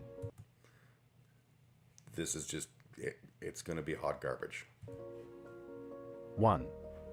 They cannot be controlled. They cannot be controlled. Sorry, my Sigma eldest son is asking for a Sigma rat so that he can go and Sigma smoke. Sigmally. I threw it at him and he didn't catch it because he cannot be controlled. That's point 1 of our 10 ways Sigma males make women beg for their attention. Women are attracted to Sigma males because they cannot be controlled. They will do whatever they want, whenever they want, and wherever they want. So they're sociopaths. Women often get frustrated with beta males because of how controlling and possessive they can become, so women will avoid. Look at how he's all like, look, Angelin, I'm ironing. I'm ironing for you the way that you taught me. And she's all looking off in the distance like, if only I had me a real man, not some beta male. These men at all costs. The fact that Sigma men don't care about pleasing everyone leaves them open to new relationships and situations that may come their way, while also allowing them to focus on their own goals. Sigma man behavior tends to put off many beta guys as well, leaving more room for a woman to play around with a Sigma male without being judged. 2. They are mysterious. Mysterious. See, I'm a total Sigma. I'm an international man of mystery. I'm just more and more convinced. Sigma males have a very mysterious aura that women cannot resist, so this is another reason why they are so irresistible. They don't reveal too much about themselves, which drives women crazy and makes them even more interested in them. When a woman cannot. This is again that, like, all women just happen to be cats. That every single woman in the world, if it can't have a thing, it has to try to have the thing. If you say no, they have to go with yes. So just be super aloof and be like mysterious. And when she comes up and is like, hey, what's your name? Just be like, I don't know. What is my name? Sigma. Not predict what a man will do next, it creates mystery and excitement for her, because she doesn't know if she can trust him yet or not. Because women mistrusting you, pure heat. It would seem like he likes her 1 minute and then appears cold the next, and this keeps things exciting and fun, but it's fun to be negged. Also frustrating at times because she wants to know where she stands with him. This kind of behavior allows a woman to get close to a Sigma male, and then back off again if they choose, because there's no proof that he truly likes her. 3. They are not needy. He doesn't look needy. Does he look needy? He looks unneedy. Maybe wanty? I don't know. But he's definitely not needy. Maybe he needs a shave. Sigma males are not needy, ever. Do all Sigmas have facial hair? They don't care what anyone thinks of them, so women find this attractive and intriguing at the same time. Many women want men who can lead and show them what to do, while having fun with each other along the way, which is exactly why Sigma males keep women interested for such a long time. They know who they are and aren't afraid to show it, leaving women wanting more all the time. So they're mysterious, but they're also totally aware of who they are and not afraid to show it. So that is a contradiction. Sigma men simply do life on their own terms, which leaves the door open for many new things to happen, especially romantic ones. 4. I can't tell if the voiceover is like a fake speech bot or if it's like Paul Joseph Watson. They are not controlling. Sigma males are not controlling at all, and they let women be whoever they want to be. They don't try and change them like beta males do, which can sometimes. Beta trying to make that woman change or whatever. He just, betaing away, and that's not how a Sigma do. Become very frustrating for a woman who wants a man to take the lead. This wants a man to take the lead, but doesn't want to be controlled. but loves Sigmas because they're not controlling, even though they know how to take the... I'm getting confused. Kind of freedom allows everyone in a Sigma male's life to feel comfortable and free, leaving people wanting more time with him.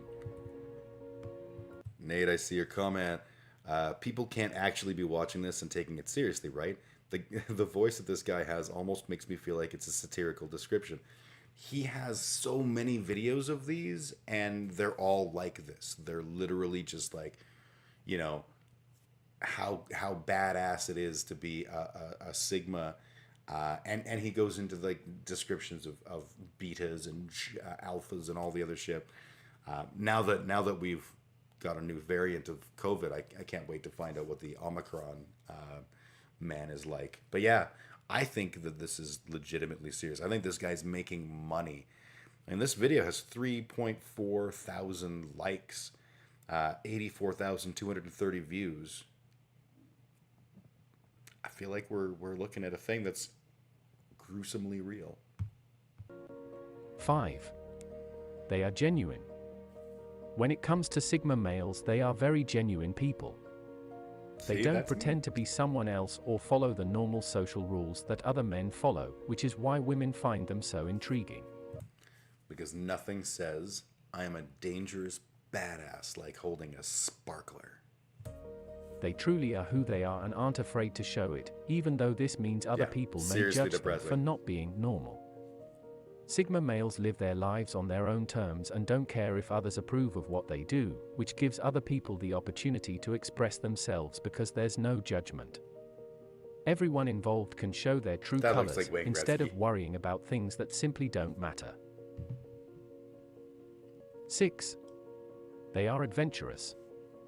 The adventure follows Sigma males wherever they go, especially if they are creating it themselves. They love doing things on their own terms, meaning that everyone who joins them has an amazing time as well. Oh, you Sigma males Sigma like to bastard. escape reality and see new places whenever they can, even if it's just by taking a day trip somewhere. If someone wishes to go along, then great, but either way, he'll be glad he went because of all the memories he created along the way. This leaves many women wanting more adventures with Sigma males, because it's always exciting no matter where they go or what they do. This is what happens when people look up to Eric Cartman. You're not wrong. It's literally, you know what it is they like came up with their like, this is a Chad. Chads are alphas and alphas are strong and powerful. And this is a beta male. And it's a little wussy loser wussy. You're a beta instead of an alpha. And then there's like people are taking this shit seriously and being like, no guy, no, mom, and coming up with like, well, I must be a Sigma, because I like live on my own, and I do my own thing, but at the same time, like, I like girls. 7. They are not judgmental people. Sigma males are not judgmental at all. They are free spirits who accept new things, so no one ever feels judged by them since they'll always be up for whatever they have planned. This gives women the perfect opportunity to do anything without being worried about being judged, which is exactly why it's so appealing. oh, she's eating ice cream for the first time. They are not conformers. Sigma males are very unique individuals who are not conformers in any way, shape, or form. They dress however they want, act however they want, and do whatever activities they want without feeling like they should fit into an accepted norm. Sigma males never judge anyone for what they do or how much money they make, they simply like people for who they are. He's not even looking at his spreadsheets because that's how much he doesn't like his boss. He doesn't care about money. He doesn't care about putting in hard hours at work. He's just doing his own thing. So he brings up a chart that may have some financials on it, but he's also going to play the cowbell shortly because you can't tell what Sigmas are going to do. You can't tell. They keep you on the guessy guess. Their life consists of experiences instead of things, so women find it refreshing knowing that they'll always appreciate her for anything she has to offer. He's not concerned with trying to impress her with his wealth or lifestyle, which simply allows them both to be themselves. I'm not trying to impress you, babe. I'm just making it rain money because I didn't shower today. 9. They are not materialistic. Sigma males spend their money on whatever Okay, makes I'm just gonna point this out. They are not materialistic. They are not materialistic. They are not materialistic. They are not materialistic. Oh, say it again. Sigma males spend their money on whatever makes them happy instead of trying to show off, which is exactly why So do Chads. Alphas, they spend their money on hookers. They spend it on blow. real women love being around them. Monster energy drinks. Sigma males are extremely interesting people that enjoy deep conversations. They have strong beliefs, fascinating stories, and tons of knowledge that grew through their many life experiences. Women love being around someone who has ambition, passion, confidence, and intelligence.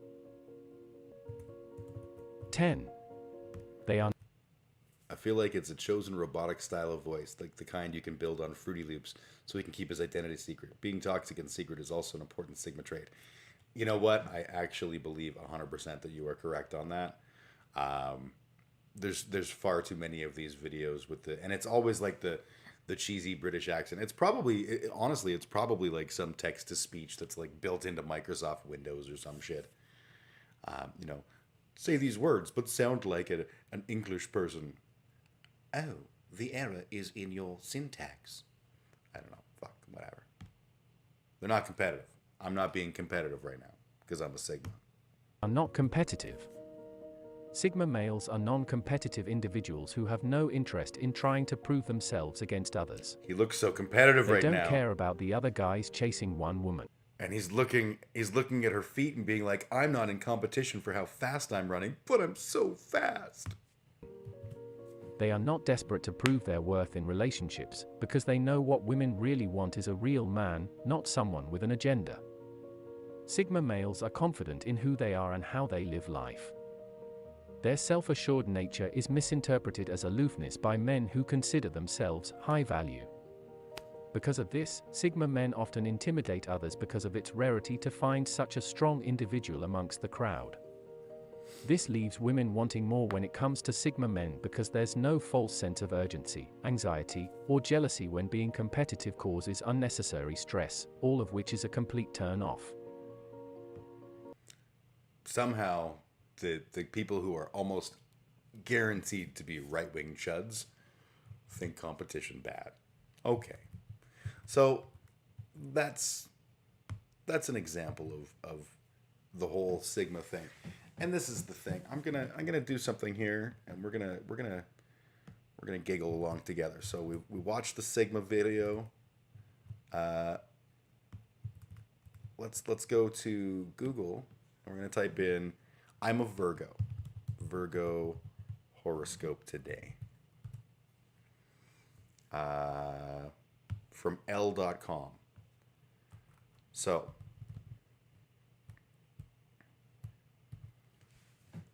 Sigmas are not normally one to gloss over reality, but with the repetitive moon gliding through Sigma dreamy 12th houses, Sigmas might be putting an overly wishful spin on things. When troublemaker beaters shoot darts at the moon today, Sigmas will be compelled to wake up and smell the coffee. Sigmas can solve the problem by admitting there is one and making a judicious tweak as only Sigmas can. Then leave it alone. Be aloof. The sooner you make Sigma peace, the sooner a Sigma makes peace with the fact that nothing is perfect, the happier they'll be, Sigma. Like, I can't be the only one who sees it. I can't be the only one. I'm sure I'm not. Hey, what's my horoscope? Oh, Jesus. Like, I don't know your sign, kiddo. And that's not because I'm a bad father.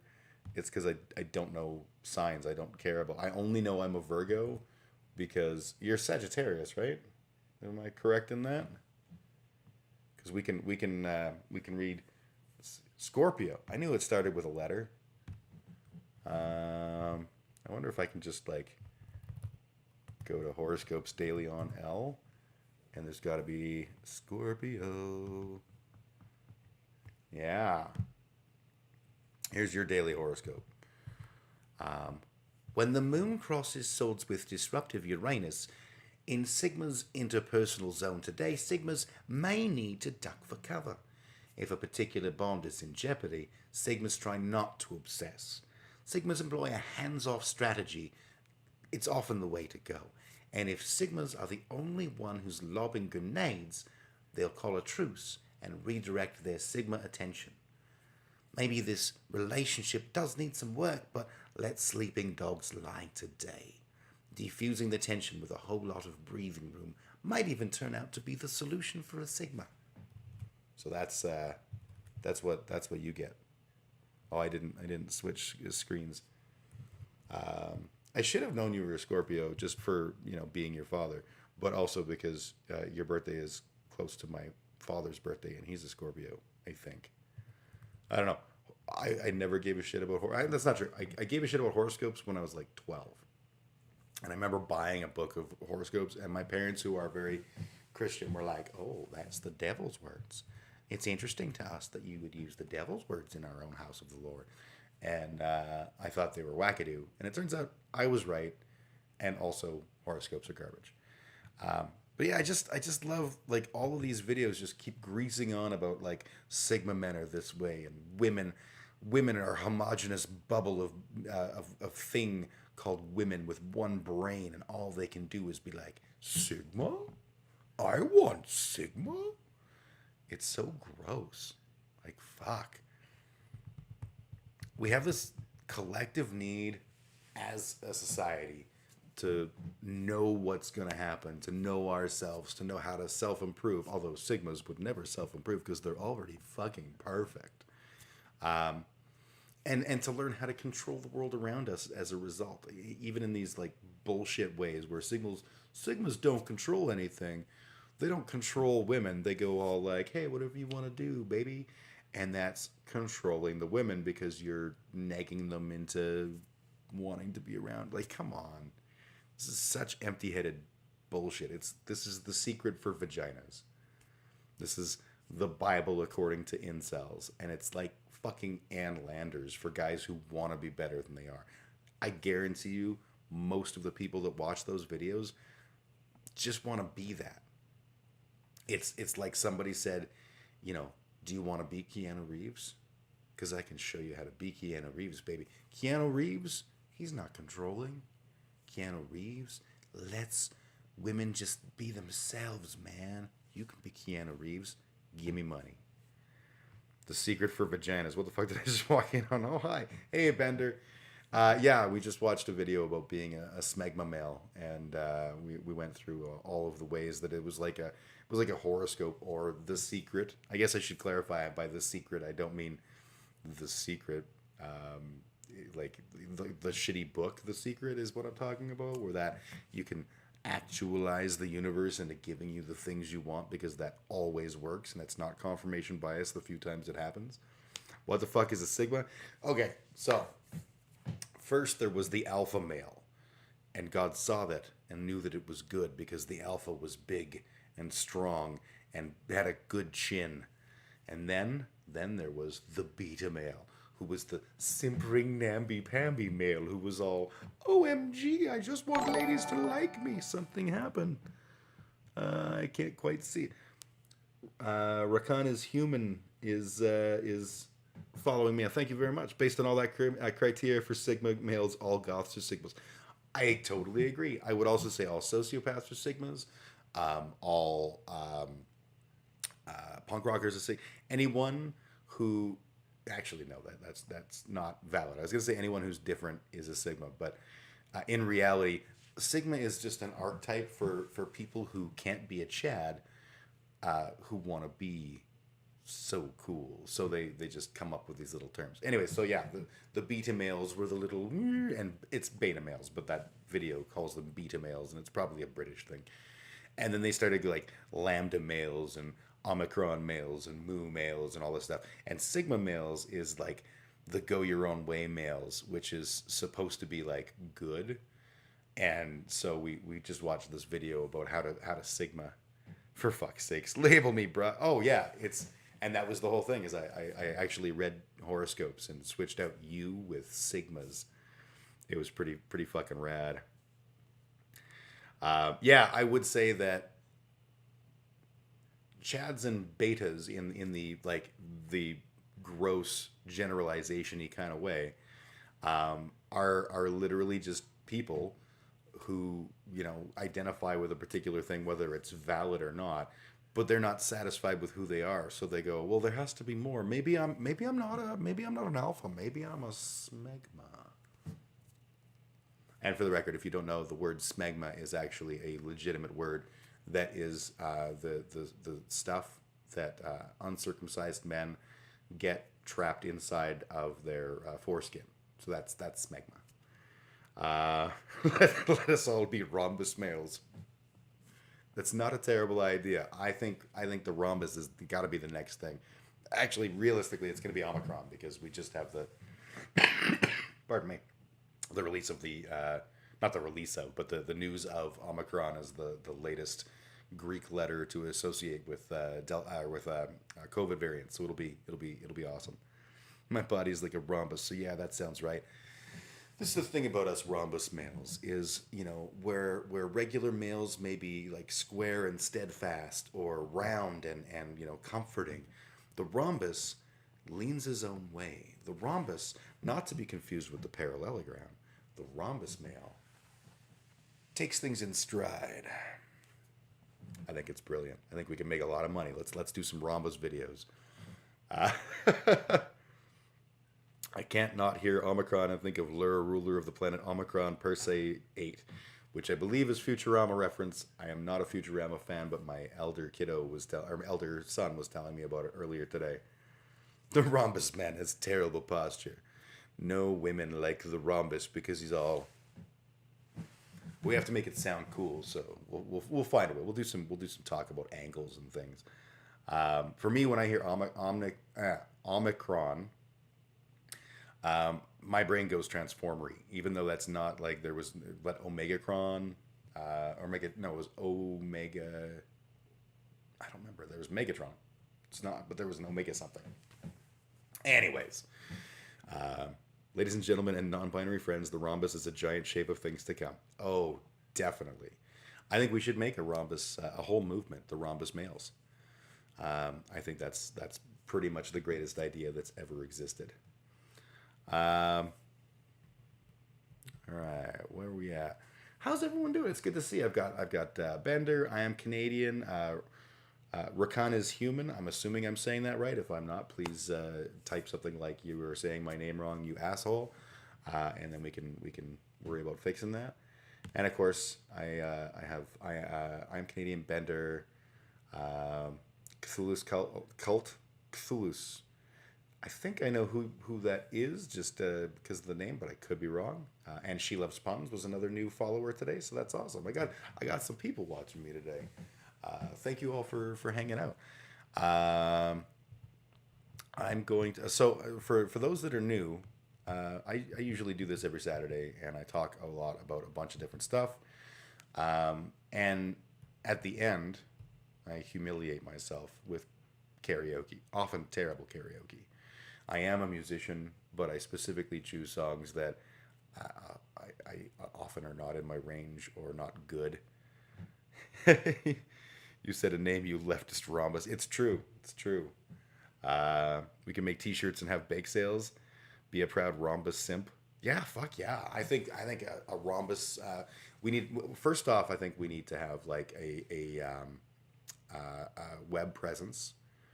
And we need to start showing up in like all over the internet and just answering people, you know, like on Yahoo Answers or something. Somebody would be like, you know, what's the right temperature to cook a pie at? And, you know, just show up and be like, you know, a lot of people will tell you that it's 350, but as a rhombus, I can tell you 275 and add 15 minutes. That's what a rhombus would do. And just let people start going, what's a rhombus? And then we can get that fucking Paul Joseph Watson sounding AI to be like, rhombus males enjoy sporting events, but not the kinds where people are competitive. They only enjoy non-competitive sports. Anyway, so I'm gonna take a quick pause. I'm gonna put on some more music and some more of Jack Layton's speech, and it'll be terrible music again. It'll be the stuff that I have as Muzak that I play with. It's not intended to be good. I'm going to go with the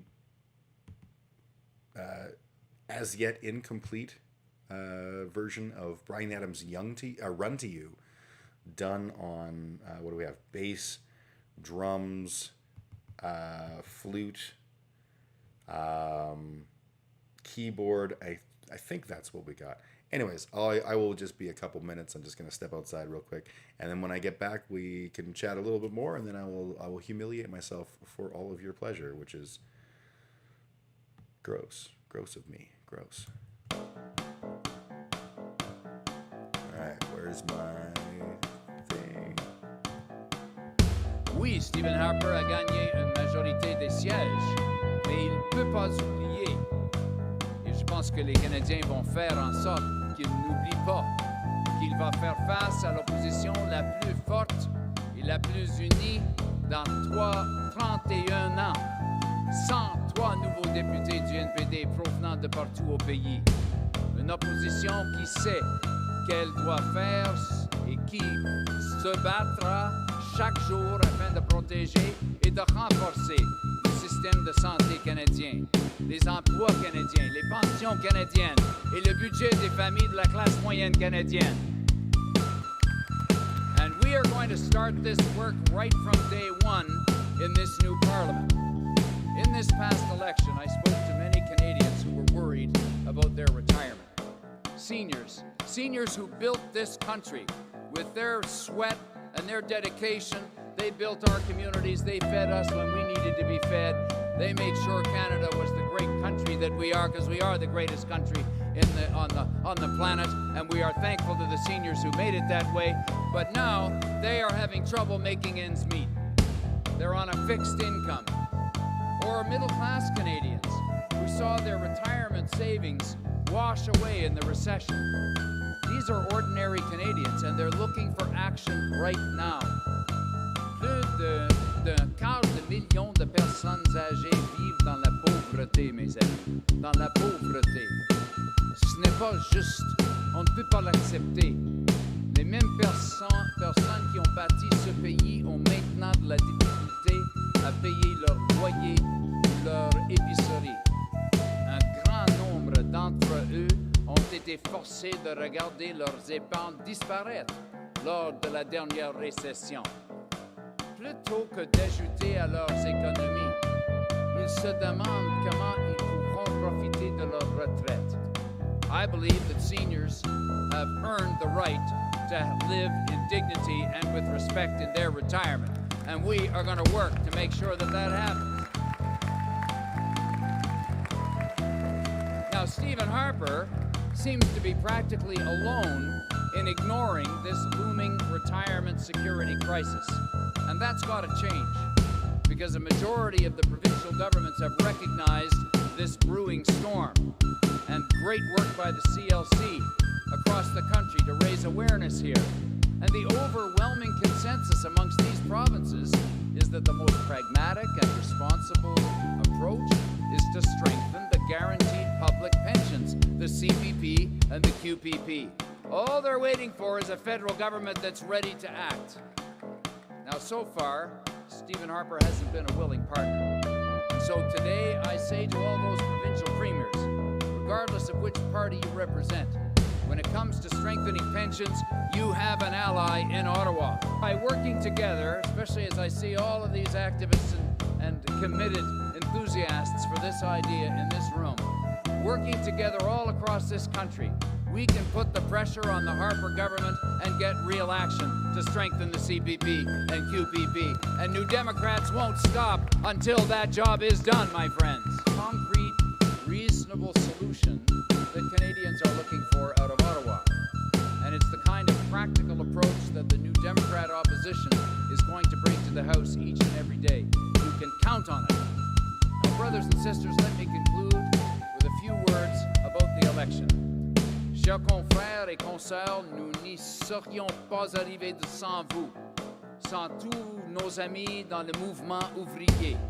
Nous n'y serions pas arrivés sans votre leadership, sans vos idées, sans votre énergie, et certainement pas sans tous les travailleurs et travailleuses sur le terrain qui ont travaillé sans relâche pendant 37 longs jours et nuits afin de bâtir le Canada dans lequel il croit.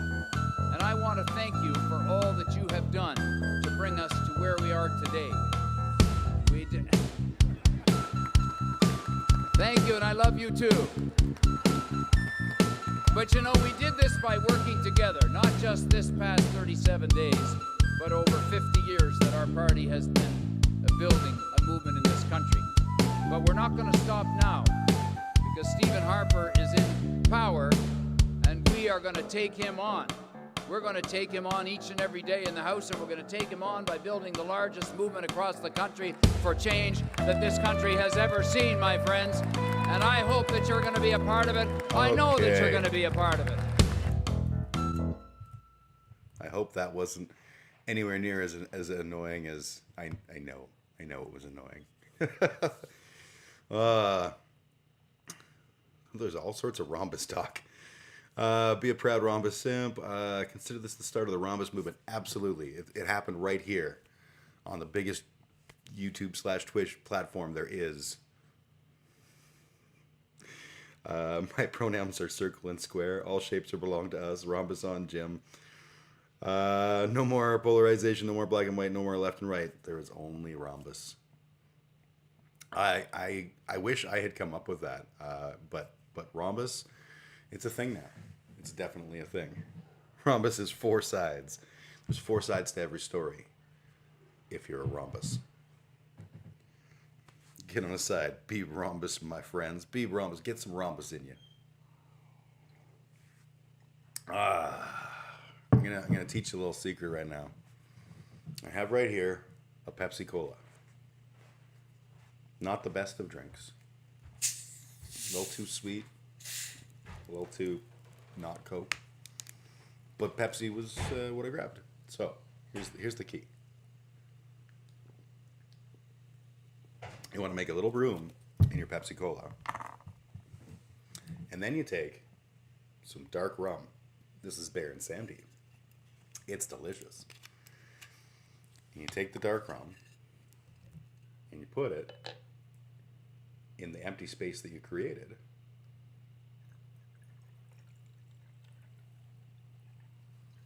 And now you have a tasty drink. I'm going to enjoy this. Pepsi. It's all Coke in this hazy.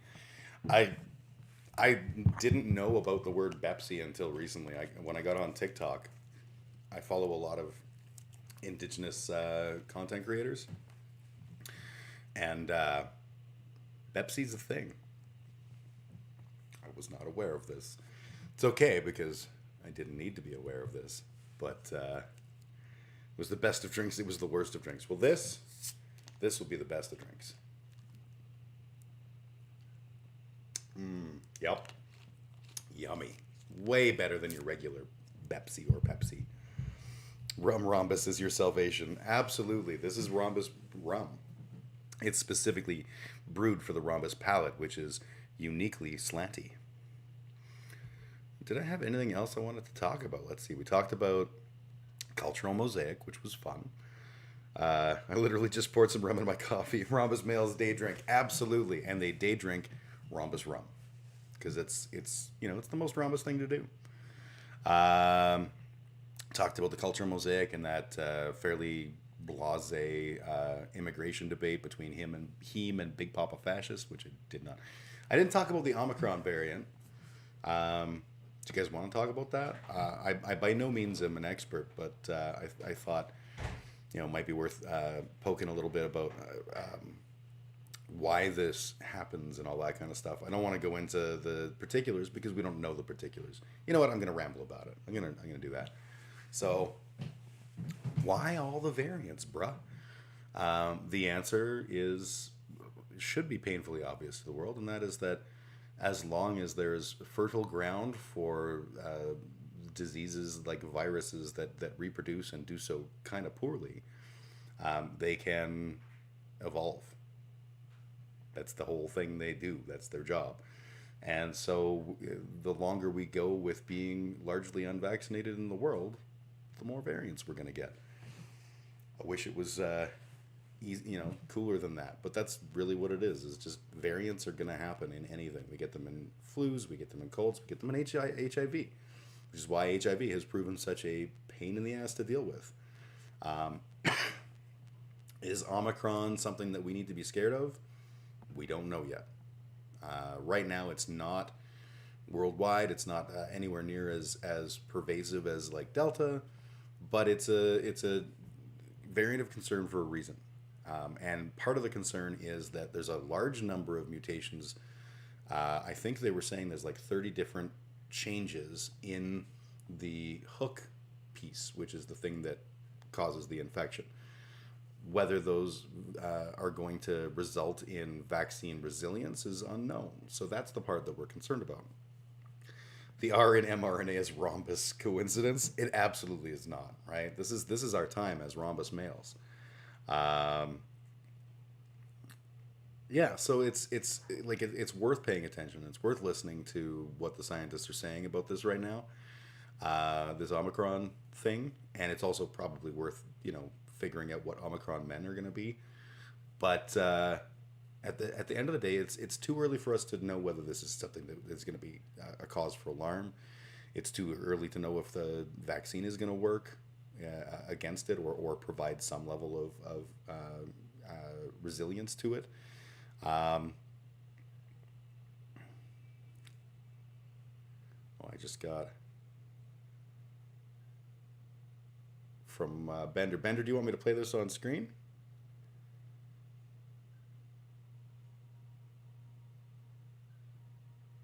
Yes, this is about the is this new variant? We'll play this on screen. Let me just jump over and I'll find. You sent it to me on Facebook, but it's a TikTok link. One sec. Bender is an old friend and a genuine pal, so I trust. Okay. Oh shit. That scroll's weird. All right. Let me switch over views so you guys can follow along. And here we go. All right. So this is Laughter in Light, who is apparently a PhD. And this is about I'm assuming the new variant, NU, which is another letter of the Greek alphabet. So could be same, could be different. But let's figure it out and hear what they have to say.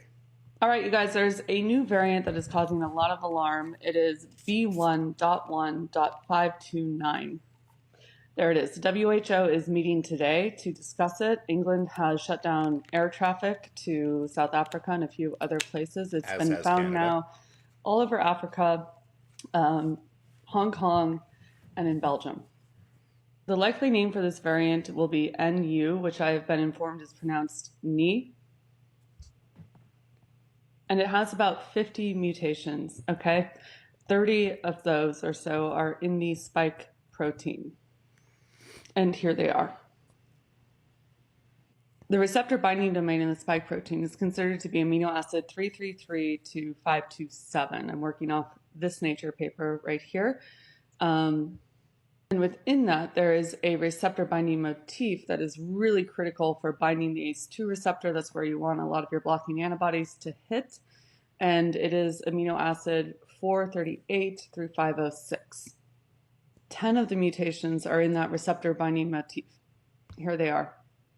That's about a 15% change in the surface chemistry of that area.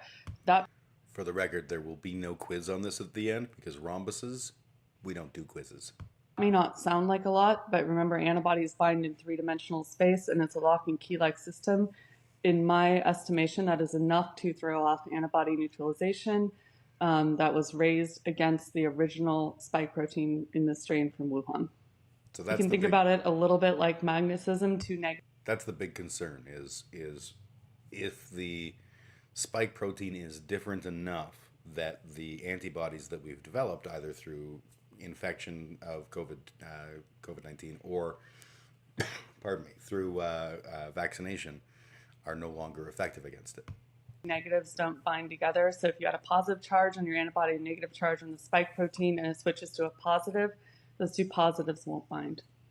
There are also neutral amino acids, hydrophobic amino acids, etc., but that's the gist of it. Some of these changes we've already seen in other strains. So the K417N, a mutation at site E484, and then the N501Y were all in P1, the Brazilian variant, which we knew threw off antibody binding and reduced efficacy of the vaccine. Other changes like Y505H we've also seen before and allows for antibody neutralization escape.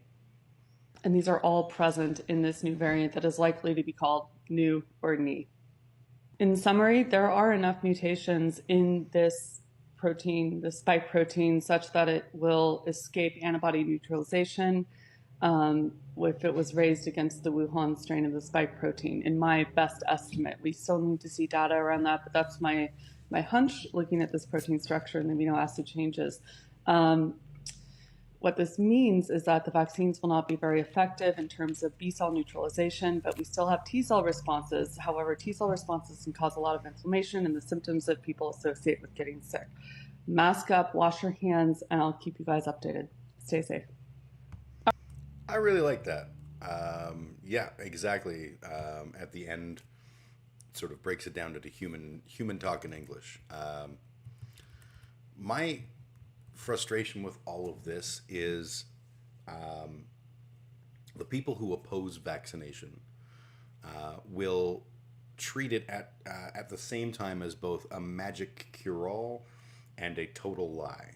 And it reminds me of, and I don't know if I have the story correct, but I heard that in the Boxer Rebellion, the Boxers had symbols and incantations that were written on pieces of paper and pinned to their chests, and they believed that those would be absolutely bulletproof, and they charged in headfirst against, I think it was the British, but I could be wrong, I'm no historian, and it turned out that they were not bulletproof.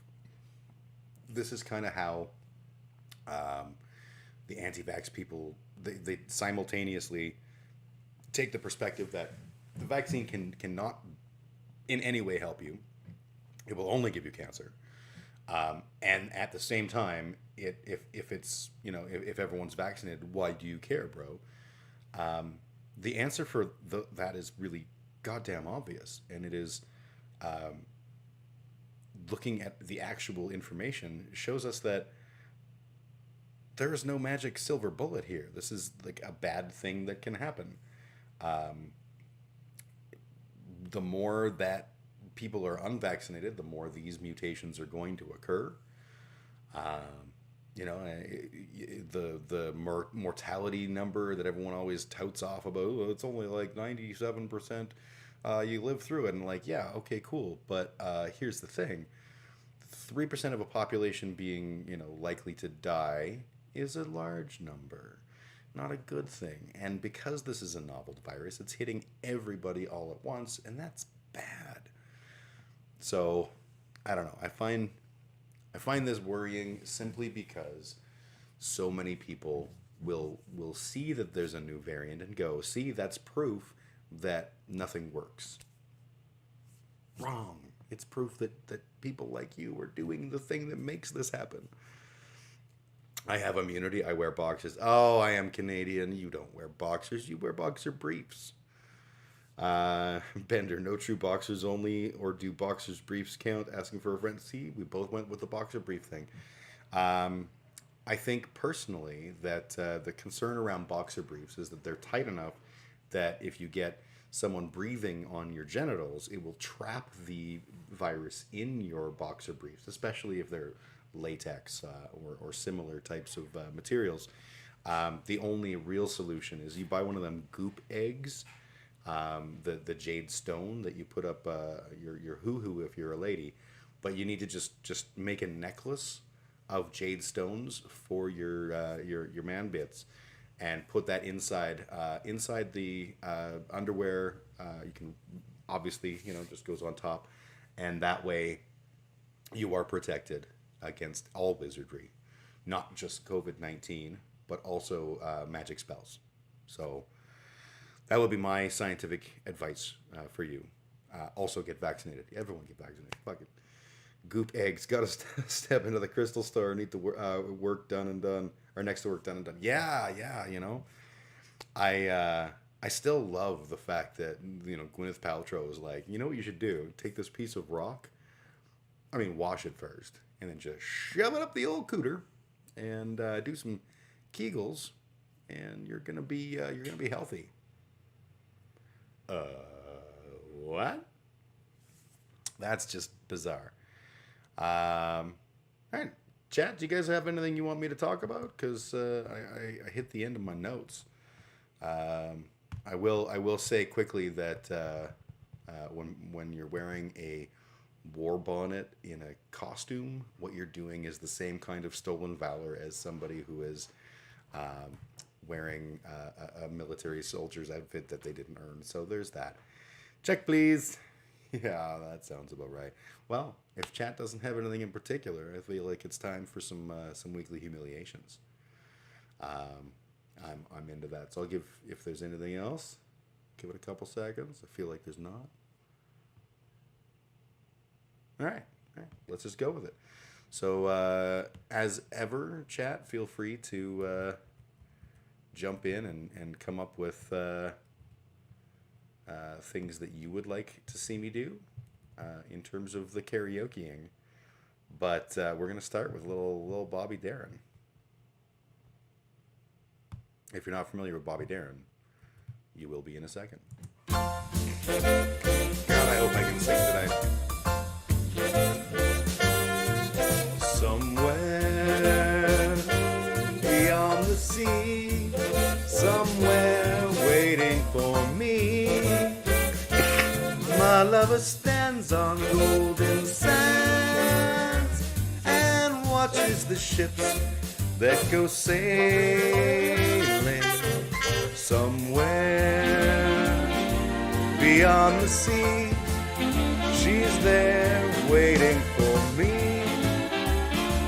My lover's like birds on high, and straight to her arms I'll go sailing. It's far beyond the stars, it's near beyond the moon. I know beyond a doubt my heart will lead me there soon. We'll meet beyond the shore, we'll kiss just as before. Happy we'll be beyond the sea, and never again I'll go sailing. Tap that thing.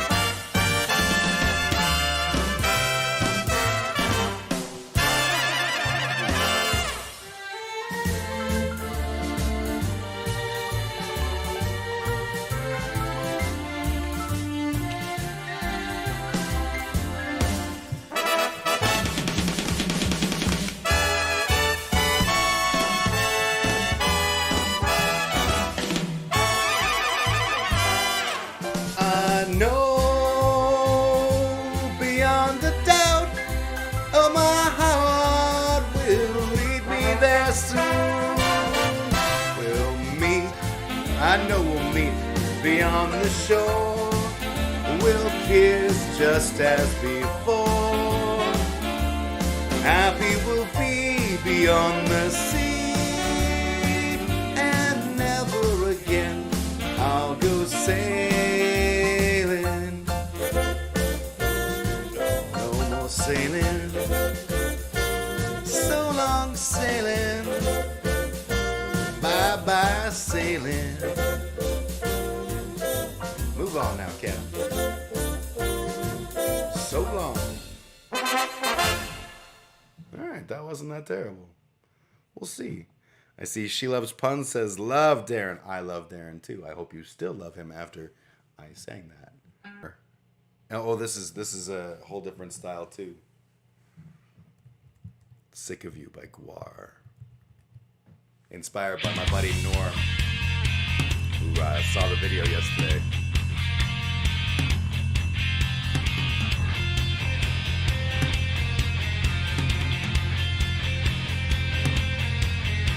Your socks, they smell, your feet, they stink, you never take a bath. Those it runs and bust your buns, you always finish last. Sick of you. I'm so sick of you. Sick of you. I'm so sick of you.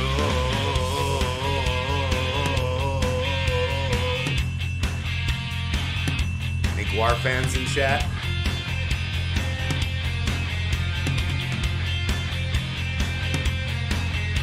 Your face is toast, you eat white toast, you don't know what to do. There's a and they suck, that's all, I'm sick of you. Sick of you. I'm so sick of you. Sick of you. I'm so sick of you. Bring it down. I said bring it down. Thank you. Here we go, the hard part. Don't you know, so sick of you, the things you say, the things you do. Don't you know, so sick of you, the things you say, the things you do. Don't you know, I'm so sick of you, the things you say, and all the things you do. Don't you know, I am so sick of you, the things you say, and all the things you do. Don't you know that I'm sick of you, all the things you say, and the things you do. I said, don't you know, I'm so sick of you, all the things you say, and everything that you do. Sick of you. When I think of you, I'm so sick of you. Yeah, I'm so sick of you. You're such a sicko. Yes, I'm sick of you. Sick of you. Sick. I'm sick of you. Say I'm sick of you. I'm sick of you. Say I'm sick of you. Say I'm sick of you. Say I'm sick of you. Say I'm sick of you. I don't remember anything about this part. Sick. I'm just guessing. Sick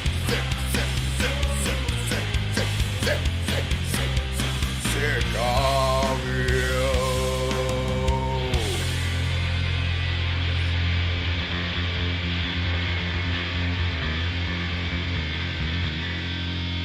Sick. Well, that was fun. All right. That was the weekly humiliations. Unless chat wants to come in and be like, hey, you should do this song. In which case, I'll probably do a bad job of doing that song. But otherwise, I still got, I usually go till about 3. So if people want to continue chatting, there's loads we can talk about. Just chat. Hook a brother up. I see Bender had to take off while I was doing my horrible butchery of various songs. Bender, if you're listening, love you, brother. Also, She Loves Puns. Nice to have you join us today. Same with, well, I am Canadian. Always a pleasure, my friend. And who else do we have? We had YYC Live Music was in. Cthulhu's Kvult, which is cult, but I'm metal enough to know that. And there was another person that joined and followed, and I can't remember the name for the life of me now, but it began with a K, if I'm not mistaken. Anyways, yeah. If people want to continue, we can continue. Otherwise, I can drink my special enhanced Pepsi and think about all the things that make me a rhombus. It is delicious, I will say. I'm a fan of the Baron Samedi rum. I don't imagine it's a very fancy, but it is pretty delicious. and made from that traditional spot of Voodoo Mayhem, Ontario. Either way, it still tastes good. Oh, I see I Am Canadian had a suggestion. McLean and McLean, Take the O Out of Country. I don't know that song at all. I know McLean and McLean. I know Fish Heads, and I know a variety of their Four on the Floor and the Frantics and stuff, but I don't know that I know that particular song. So I can take that as a maybe next week kind of thing. Well, it seems to me like chat's quiet. I got this Pepsi. I feel like that's a good sign that it's time for me to call it a night.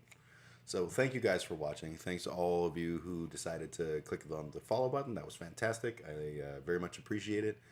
Yeah, I do this every week. I do have a Patreon if you want to support this, but you do not ever rumbus. Nicely done, I Am Canadian. You're a thinking man's thinking man. Anyways, I do have a Patreon. Never feel in any way obligated to do that. This is not my career. It's not a thing. But, there's people that want to do that, so I made it available. And in the meantime, I will, maybe I'll see you next week on Saturday. I'm not 100% sure because time's a funny thing. Maybe I'll catch Omicron. Rhombus on, my dude. All right, I Am Canadian. You rhombus well, my friend. All right. And with that,